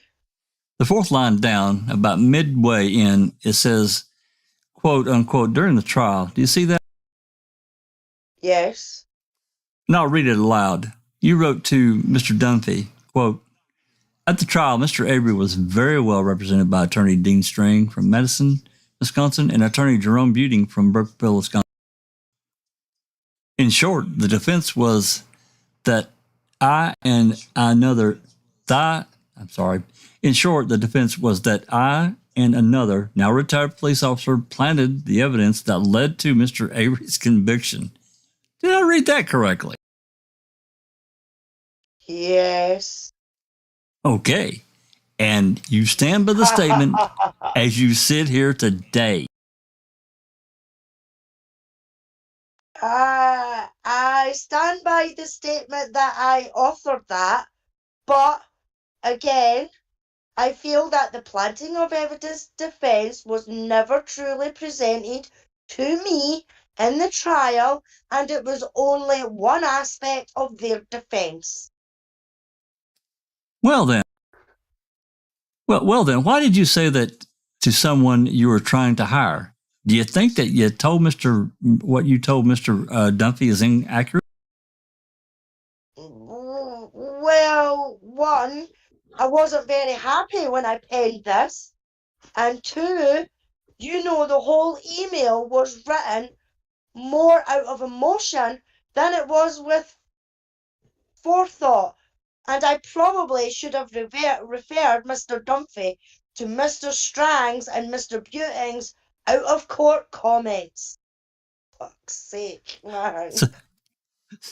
So you didn't think as carefully about how to phrase it in this email as you thought about it, how to phrase it at today's deposition. Is that fair? Were you Well, That's after watching 30 minutes of Ma'am. He was so upset. Yeah. Well, I've had a lot more years of getting it thrown in my face, so it's probably in January. What was it? The 12th or the 16th? after Making a Murderer had been out exactly 1 month. I didn't phrase it as well as I should have. So you weren't accurate when you were describing the case to people you were hoping to hire as an attorney. Is that correct? I probably wasn't accurate as I should have been. Are they basically saying, were you lying? Yep. Are you lying now? You weren't accurate. You were mistaken? You mean you were lying? Let's take a look at Exhibit 49. I don't think I have that. I'm giving you that one. Oh, okay. Would you like us to get those in order for you? We can do it at a break. Okay. I'll page through it, but thank you. This is another email that you sent to Patrick Dunphy on January 12th of 2016. You see that? Yes. You wrote, quote, "Dear Sir, I now see Attorney String will be giving a presentation on the Avery case on 12716 in Minneapolis, Minnesota at the Syphilis Brewery." What Susan said. It's sold out, or I would try to obtain a record of this event for you, as I'm guessing my name will be bannered about quite a bit. Specifically, the claims against me are these: that all evidence gathered at the crime scene was planted. Including the victim's bones, which were located in a fire pit next to the Avery's residence, where he burned her body after dismembering.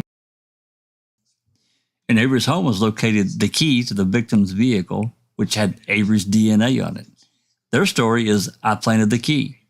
I'm being accused of breaking into our own courthouse and stealing a vial of blood that was used as an exhibit in Avery's first trial. Next, I am accused of either killing the victim or giving her to someone else who killed her and then planting her body at the Avery residence. I know this. Not. I know. They were never that was Ken Kratz who said that Buting and Dean, or Buting and String were they're the ones that made that comment about, well, if you believe they planted it, you have to believe your officers killed her. But I don't think that was they were just saying planting, and somebody else killed her and kind of led them to that to do the planting. That's how I took their defense. So, well, also remember, Jinx, Buting and String were looking for who all had master keys to the clerk of court's office. So they took about planting the blood, right? So he does, they kind of pointed at length to that as being he had access to that evidence at one point, right? Because he's the one pulling whatever it was, the hairs or whatever, to go to the lab, right? That's right. So it was more length they were pointing to as getting the blood, but they did ask everyone with master keys where their master keys were. That's right. But then you hear that call about a credit card, about them trying to get into some office door and using a card. Remember that call? Yes. It makes you wonder, did they even need a key? But Buting did say, I am not accusing these officers of killing Teresa. That's right. He said did. That at trial. He did. And then Kratz basically turned around and said, well, if they planted it, they have to be the killers. So basically it was Kratz who accused them of also killing her. Well, it was Kratz. He's the one that waylaid that accusation. He's the one that linked the two as the same, right? Yes. If you believe they planted, then you have to believe she was killed by them. So that was his doing, not Buting and Strings. So why ain't he suing Kratz? That's right. Or, yeah, exactly. So, okay. I know this. Yeah, I know this sounds unbelievable. You can't make this stuff up. And I lost my place just for a minute. If you skip down a few lines, 2, 3, 4, 5, 6, 7, it goes on to say, quote, if you are in disbelief, I assure this is all in the court records of this case, end quote. Do you see where I stopped there? It's all in the court records. Yeah, right. Did you answer, Alice? I'm sorry, I didn't hear you. Yes, I did. Yes. Okay. Line 7. Okay, so you're telling Patrick Dumpy that all these accusations against you about planting evidence are in the court records of the case, correct? Yes, that's what I'm telling him. Okay, do you want to change your story today? No. You stand by that statement? What do you mean by changing my story? I guess, can you clarify? Well, do you? Yeah. When you tell Patrick Dumpy that at trial you're accused of all these things and that you can assure him that this is all in the court records for this case, do you stand by that statement as you sit here today? Yes, I did tell him that. But I didn't have the trial transcript in front of me. Oh my God. And Oh my we did God. trial transcript for a case that had been 10 years ago. Fucking hell, man. Wait, doesn't Kratz use that same line? He did, but with that ABC reporter, because he asked him about fingerprints. I don't have the case file in front of me right now. Yeah. Okay, so you're changing your story, Mr. Barnett. Thank you, Gene.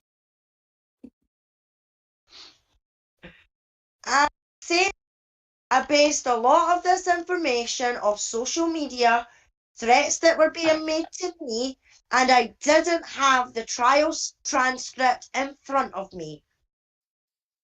Any other reason you're departing from this statement? Nope, no other reason. 2 lines down from there, you say, quote, the defense continues, in part through Netflix, to maintain and keep alive these lies to this day. Just last week, Strang was on WTMJ radio saying these things I just mentioned. The trial was over 10 years ago. How much longer can the defense attorneys continue this crusade against my agency and me personally? Did I read that correctly? Yes. And if I'm reading this, you believe the defense team lied about you during the trial, correct? Yes. Okay, that's when their crusade against you began, correct? And it skips. We gotta skip. The amount of video splicing that had occurred to, for instance, take my image from one area and transplant it in another. Okay. I believe that was the idea behind it, to make me appear more guilty. I'm gonna More hand guilty. Good guess. Ooh, Was that a embedded confession there? Sounds like it. I'm going to hand you what's been marked as Exhibit 16-E.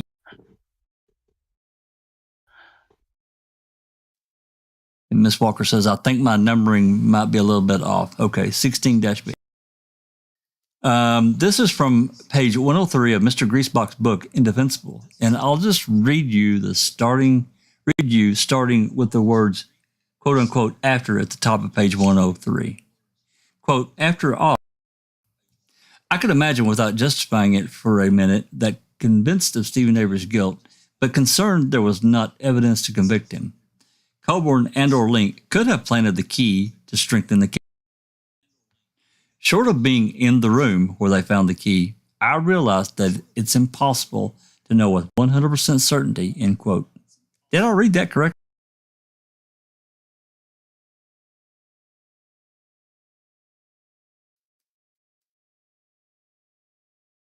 And you know what happened, in that room when the key was found, don't you, Mr. Colborn? Yes, I do. But unless Mr. Griesbach was in the room with you or any of us sitting here today, were in the room with you, none of us can know with 100% certainty, correct? I would like to think that I drove that point home in the trial, and based on the subsequent conviction, I believe the jury was convinced of it. We would have to trust you. We would have to trust you, correct, Mr. Colborn? Yes, you would have to trust that I was telling the truth under oath.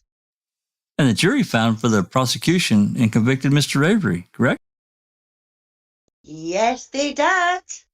And the jury's findings were included in making a murderer, correct?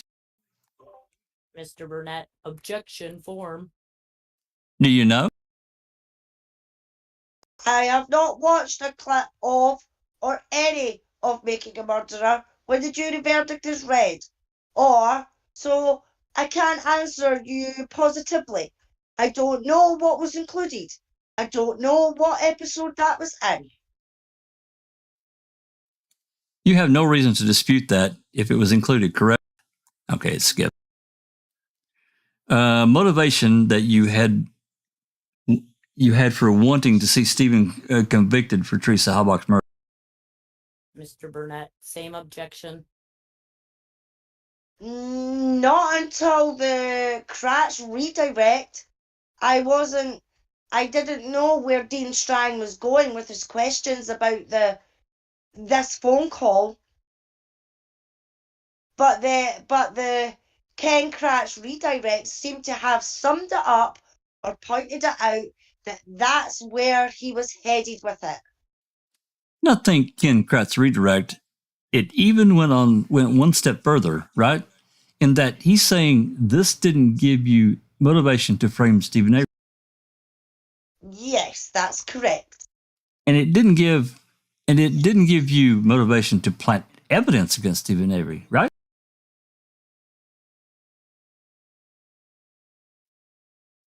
If you said it, I didn't hear it. I'll move on. And then you denied and you said, quote, I never did plant evidence against Stephen Avery, end quote, right? Or anyone. Or anyone. Correct. Mr. Burnett, when we get to a stopping point, can we take a break? Yeah, sure. Probably just a couple of more minutes. Then I'll have a neutral spot. Take your time. Then we're done with this. Then 94, 95 call. That makes sense. And one of your complaints in this case about making a murder is that it shows this line of argument, right? That Stephen Avery's attorneys were suggesting that you had planted evidence against him, right? We discussed this yesterday at length. I was never accused of planting evidence, so I'm not going to say that that's what their defense was. He just will not answer the question. He wants to keep bringing it back to himself instead of the case theory. Anyway, would you agree with me that they were strongly suggesting that? No. Would you agree with me that Ken Kratz's redirect shows that he understood that that's what they were driving at? Objection form foundation. Rephrase that. Did it occur to you that Ken Kratz was asking you to deny that you were motivated to frame Stephen Avery based on the 94 or 95 call? Did that suggest to you that Ken Kratz, okay, bucking skips, damn. Was that just a coincidence, or was that an arrangement where if you and Lieutenant Link were doing a search, there had to be someone from Calumet County there? My understanding is it pertained to myself and Lieutenant Link, or myself and Dave Rimiker, but he wasn't out there all that long due to a family issue. Or the three of us together. There would also be somebody with Calumet County with us. Was that the only instance in your law enforcement career where you were conducting searches of premises, you had to have someone from another county with you? Yes, that was definitely a unique situation. Did you resent it a little bit? No. Did you understand it? Yes. What did you think was the justification for it? I imagine that they wanted the two lead investigators, which were Calumet County, investigating agencies, I should say, which was Calumet County and Wisconsin Department of Justice, wanted to make sure that there was somebody from Calumet County to rebut any unfounded accusations that Manitowoc County had done something improper. But despite that, there were some accusations along those lines at Stephen Avery's trial, right? I wasn't privy to Stephen Avery's entire trial. No accusations were made of me, if that helps. While you were on the stand. Correct. Would you agree that the suggestions were made or implications were made that you or Lieutenant Link had planted the key and that was later found in Stephen Avery's bedroom, that it turned out to be the key to Teresa Halbach's car? Objection, form, foundation. I was just waiting for the aircraft. My impression was that while there were questions asked by the defence counsel on how we hadn't found the key until the seventh search, it appeared to me that they had abandoned the planting theory and had switched, in my opinion, or my perception, to some sort of procedural defence, that I had missed some sort of procedure, or that Lieutenant Link had missed some sort of procedure. Switching back to November 8th of 2005, that was the date when the key was found in his bedroom, right? On November 8th? 8th. Yes, I believe so. And you were there that day in your capacity as an evidence tech, is that correct? Yes. Now, in your second amended complaint, you alleged that Making a Murderer did not include a photograph of the bookcase that you testified about when you were on the stand at the criminal trial. Is that correct? I can show you where in the complaint it is if you like. Yes, please. Sure, it's paragraph 44. Okay. I've read it. Thank you. Are you familiar with the photograph in the question and the complaints referring to here? I know there's a photograph that was taken showing that the veneer back of the bookcase had separated from the actual frame of the piece of furniture. Looks like we skipped again. How about Brenda Schuler? Did she volunteer to get involved, or did you ask her? I believe Michael asked her. Now, you've mentioned a few times today that you're an introvert, right? I don't recall if I mentioned it today, but certainly during my deposition with Attorney Walker, I did. And so probably being in the spotlight, that's not your idea of a good time, right? No, it is not. Does it make you nervous? I don't like being in the spotlight. I can't necessarily say that it's because it makes me nervous. I just don't like to be in the centre of attention. Uncomfortable would be a fair characterization. Sure. Has this deposition made you feel nervous or uncomfortable?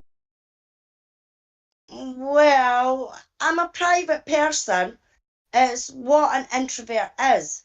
And being asked very private, personal questions, yes, it makes me feel uncomfortable. Well, I got to tell you, this is just a side and snide comment. I just don't think your zipper feels the same way. I just don't. Okay, back to it.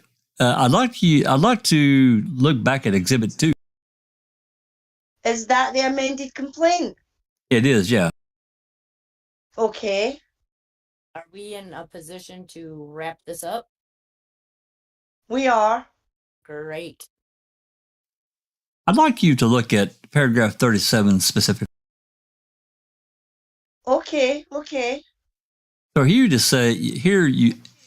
you say, quote, defendants Riccardi and Demos strategically spliced reaction shots of plaintiff appearing nervous and apprehensive at trial into other portions of his testimony where he did not appear nervous or apprehensive, in fact, end quote. Do you see that? Yes. Do you recall what it was about your demeanor in any of those shots that made you look nervous or apprehensive? Was there anything that you can recall right now that made you feel that way? Specifically, the clip that you showed me that I commented on earlier, where it appears that Dean Strang is giving me some sort of stare down, and it pans to the shot of me leaning back and cracking my knuckles. I did that during a recess out of the view of the jury. I certainly didn't do it in front of Attorney Strang. It certainly does make me look nervous and apprehensive, and that I've been caught in some sort of lie. Now, Mr. Colborn, I'm not sure if you're aware, but during this deposition, the last couple of days, you've kept your head down a decent amount. Does that sound right? I frequently read it, but yes. And you've sometimes had your head in your hands or cracked your knuckles in the course of this deposition. Does that sound right? Okay, I don't recall that, but I don't know what you want me to. You're trying to. Can you clarify a little bit more for me? Well, well, is it possible that maybe things like cracking your knuckles or looking down, that's just a natural mannerism of yours? The footage that I've watched of my trial testimony, I frequently make contact with whoever's questioning me. Now, I was not in trial giving a stack of documents like this and told frequently to go to this page, to go to that page, look at this, look at that, read that. So that requires me to look down in order to be able to see it. George, I think I'm done. Could I take 2 minutes? Sure, thank you. Going off the record at 4:32. There you go. Oh, free recess held. Back on the record at 4:38. I wanted to make one correction. I had said that Miss Riccardi that it was with the U.S. Attorney's Office. I've been informed it's actually the Manhattan DA's office. I just didn't want to have anything wrong there. Okay, back to questioning about Mr. Big. Question for you. Was there any disciplinary action gains? Was there any disciplinary action gains by the Manitowoc Sheriff's Department after making your murder came out? Not that I recall, no. The fact that I sent that email to John Farrack didn't go over very well, but I wasn't disciplined out of a verbal counselling session. And looks like yep, that's it. So it doesn't seem like he's understanding what they're trying to say to him, that like maybe he cracked his knuckles more than he realizes it because it's just something he does. Like correct. Unconsciously. Just that's like right. He did it. They make it sound like he did it during their questioning of him. He was cracking his knuckles and playing with his hands and looking down a lot. Like he's only like, well, the reason I'm looking down is because you're giving me all this shit to read. Well, some people just do that. They just do that kind of shit and they don't even realize it. And it don't mean anything to me necessarily. And how he says, I know I didn't do it in front of Strang. Well, you're on the stand still. Okay. You are on the stand in the courtroom. Maybe the jury wasn't there, but I would assume that everyone else still is. Otherwise, you would not be on the stand. Yeah. That's what I mean. That whole transcript is full of fucking lies. He's lying through his teeth. And maybe he's cracking his knuckles during this deposition because he's also lying all the time. Yeah. Exactly, James. And Exactly. being caught in lies. Yeah. Time after time. And being called out. I'd love to see the video. Oh, I I'd love to see the video of this deposition. So would I. Yeah. Oh, I definitely. When can we get this deposition? Yeah. Video. I'm going And to how tell much you, will they and how much will they charge us? if it ever came out, I would be. If the full thing was ever disclosed, I'd be shocked. Seriously, I'd be shocked. Well, why wouldn't they? Yeah. They like we could get the ones from Stephen It's a Avery civil. suit. But that civil suit, you can ask the creator of that. It's still a court case. Oh yeah, I mean Sure. they don't have to sell it to you. I mean, if it's I'm sure it's probably some private firm they've hired to come in and video it. You know. But why wouldn't they want to make some money off Colborn? Well, they very well might. I guess it depends on what. There could be some legal strings attached to it. I don't really know because it is civil. I'm not sure, but yeah, I'd love to have it. Maybe not until after it's resolved, and then maybe you can look No. into that. Yeah, I don't think. Yeah, we will never be able to get it right now. I'm sure it would remain under seal. There are other things I wish would get released. Katie said they had to pay about $500 for some of the Daniel depositions, so you can get them eventually. You just gotta. You got to pony up. You got to pony up the bucks. I'm pretty sure you pay for them. Yeah. Well, yeah, we were within when we got the depositions in the Avery trial. We were within like $800 of being able to get the videos, but you know the crowdsourcing. Yeah, well, I mean, you know, we'd already raised like 45, 46, whatever the hell it was. We were not too far away from $5,000. I know that. So, but we'd already been at it for like 2 weeks, you know, the crowdsourcing. And so. And then there was all those stipulations that manuscript or whatever the place was. Magnuscript. You couldn't release them completely to the public, only to the people who paid to put into the GoFundMe or whatever. Yeah, but you know, that guy, I don't even, that guy he just makes me mad thinking about him. He's such an, I'll be nice. Anyway, all right, we're almost 10 o'clock in my time. So, and I haven't eaten dinner yet. And I know it's late for a lot of people got to work tomorrow. So let's wrap up here. We'll get into Exhibit 4 for this document for next time. I don't know when that will be because I'll probably switch gears back on Sunday back to Deb Strauss, so we can maybe get that one done. Deb Strauss Part 2 deposition from 2005. Hopefully Big Jeff can come and we can get that one wrapped up, and then we'll be back into these. We don't have too many more of these unless more documents get dropped. So yeah, we'll pick this back up for next time. Any comments besides all the horseshit from this deposition? I cannot believe this guy. I've narrowed it down to one word now for Colborn, and that is loser. Fair enough. Hey, I did want to report for those that are still here and listening. I shared with Jinx and a few others. This last request that I had put in, the open records request with Calumet, I'd requested like 205 or 206 photographs that MT, the city police officer Block, had taken on November 6th, 2005. For whatever reason, he was there and helping.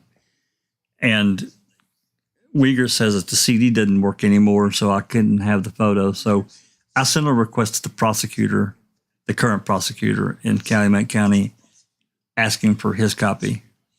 Of course, he denied it, saying prosecutor files were not open for open records requests. Blah, blah, blah.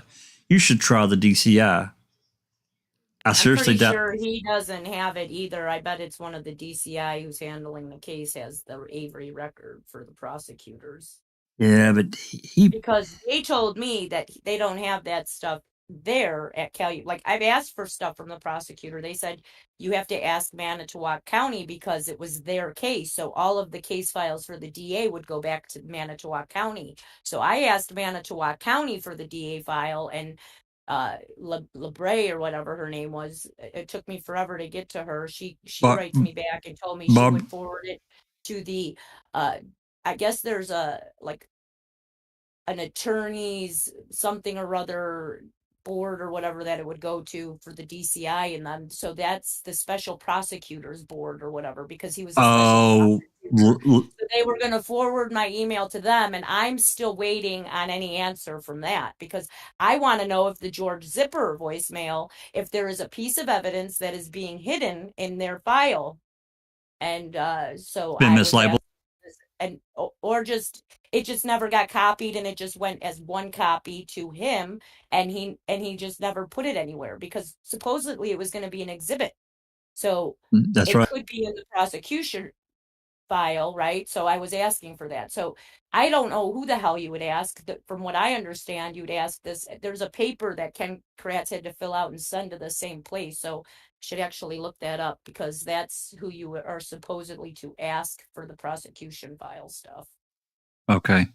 Well, again, Maybe reach out to them. I'm going to look that up too, because I haven't heard anything about mine now that you mentioned it. well, that Bray, she's the prosecutor from Manitowoc County, right? Right. And they said that I would have to go to the Manitowoc County because it was technically their case, right? They were only the special prosecutor. It was not their case. Right. If you look it up in the, in the court site, it says Manitowoc County court number. It was for Manitowoc County court. Right. Even though it wasn't, whatever. And then they told me it would be at like the special prosecutor's place, which would be, who's the special prosecutor now? Comfort. That's who probably has that case file. God, I hope not. She'll never give it. Well, I mean, he suggested. I don't know how they can hide stuff either in that file. Like, I know. It's not like you're asking him for his private notes or to inspect anything. You're asking him for an exhibit that was used that they have a copy of. So that's right. I don't know how that works. Plus, I want to know what the prosecutor is going to do with the sheriff's department to make sure all this evidence that is now being destroyed by time, to preserve that evidence. Absolutely. I mean, actually, after what Uyghur told me that he didn't, their copy wouldn't work, I asked the city police if they had a copy of that CD that they had sent, forwarded on. So, what did they say again? Well, she told me the records custodian for the city police told me that she had the evidence to check, and they didn't have it. Which is bullshit, because they should have a copy too. Well, I would think so, but they say they don't. So that's when I went and wrote this. Report from Officer Block about taking those pictures at all? Like, forget about the pictures themselves. How about a report? I don't remember. It has a case number. I don't think I asked for a report. I just asked for the photos, a copy of the CD for the photos. Ask for the report and see what he says. Maybe he's got some clues of what the pictures are. I can send a request and I don't know if Under Your Scars is still here, but Under Your Scars has become foul play obsessed. So thank you much for becoming a member of the channel. Under Your Scars is very, very much appreciated. Thank you. I'm trying to find that. Actually, I think I saw. Yeah, it was a wee while ago, but we were in the grips of reading and everything like that. So I thought I would just mention it before we actually sign off for tonight. Because we wouldn't be able to do this if it wasn't for our supporters and everything like that, and our members and things like that. Because as we say, the money through the memberships and everything like that go towards us getting the FOIAs and everything like that.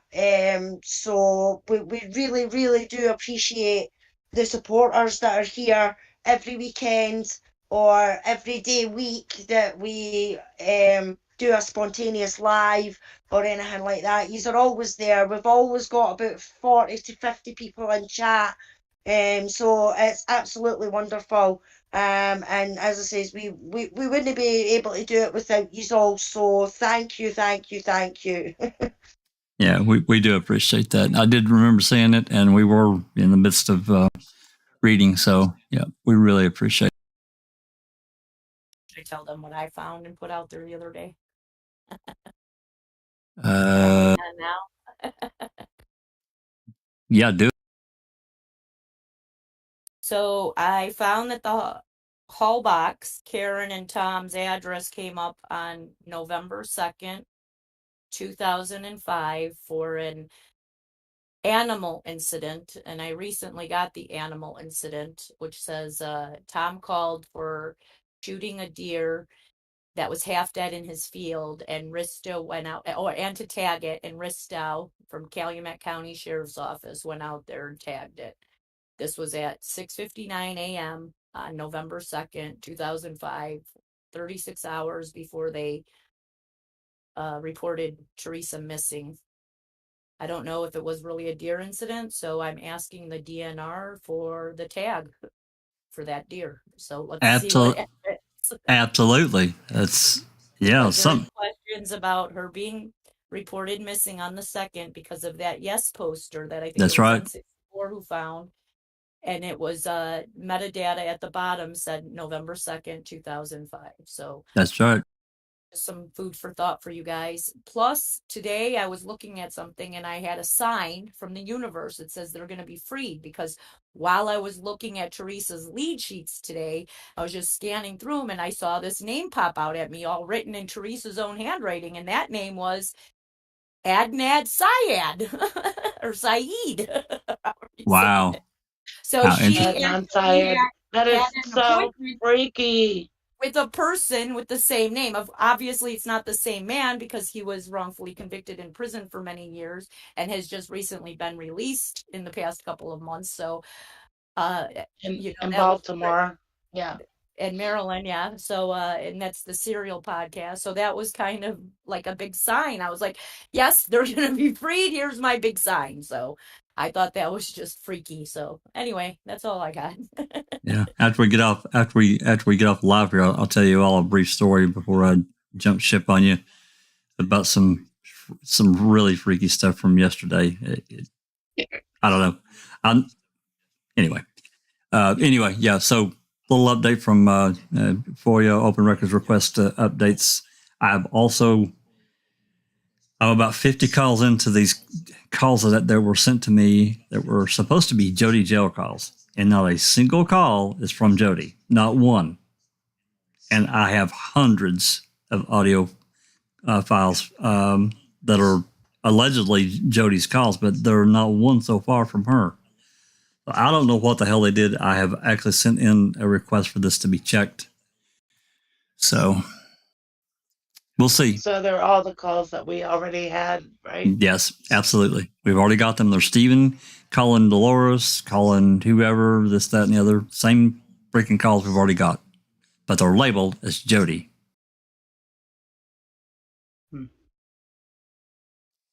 I think that it was done intentionally before a certain someone left or quit or whatever the hell happened to her. I can't prove that, obviously, but I just know that what we've got now is it can't be Jody's calls. They're Stephen's calls. It's so stupid. So anyway, we'll see where I get. I sent that actually on, today's Thursday. I sent that on Tuesday and I haven't heard anything yet. So anyway. All right. It's after 10 o'clock. Let's wrap up. I really appreciate you guys coming and hanging around and going through these documents. As always, we really appreciate it. Thanks to some great reading by everyone here that's participated. Sapper Cop is hired. It's not a big hourly rate, but we got a lot of attaboys and way to go kind of thing. So we'll try to do this. He did a great job. He did. He really did. I'll try to get started back on the rest of these first of the week, and hopefully we can get finished up. Hopefully it won't take too long. So with that said, as always, oh crap, hold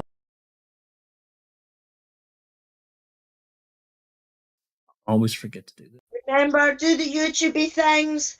Like, share, leave a comment if you like what we do. Pass it on, pass it round, and it's very, very much appreciated. Tweet it out.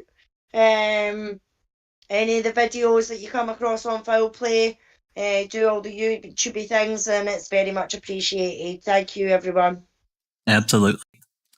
So with that said, this has been a Foul Play production.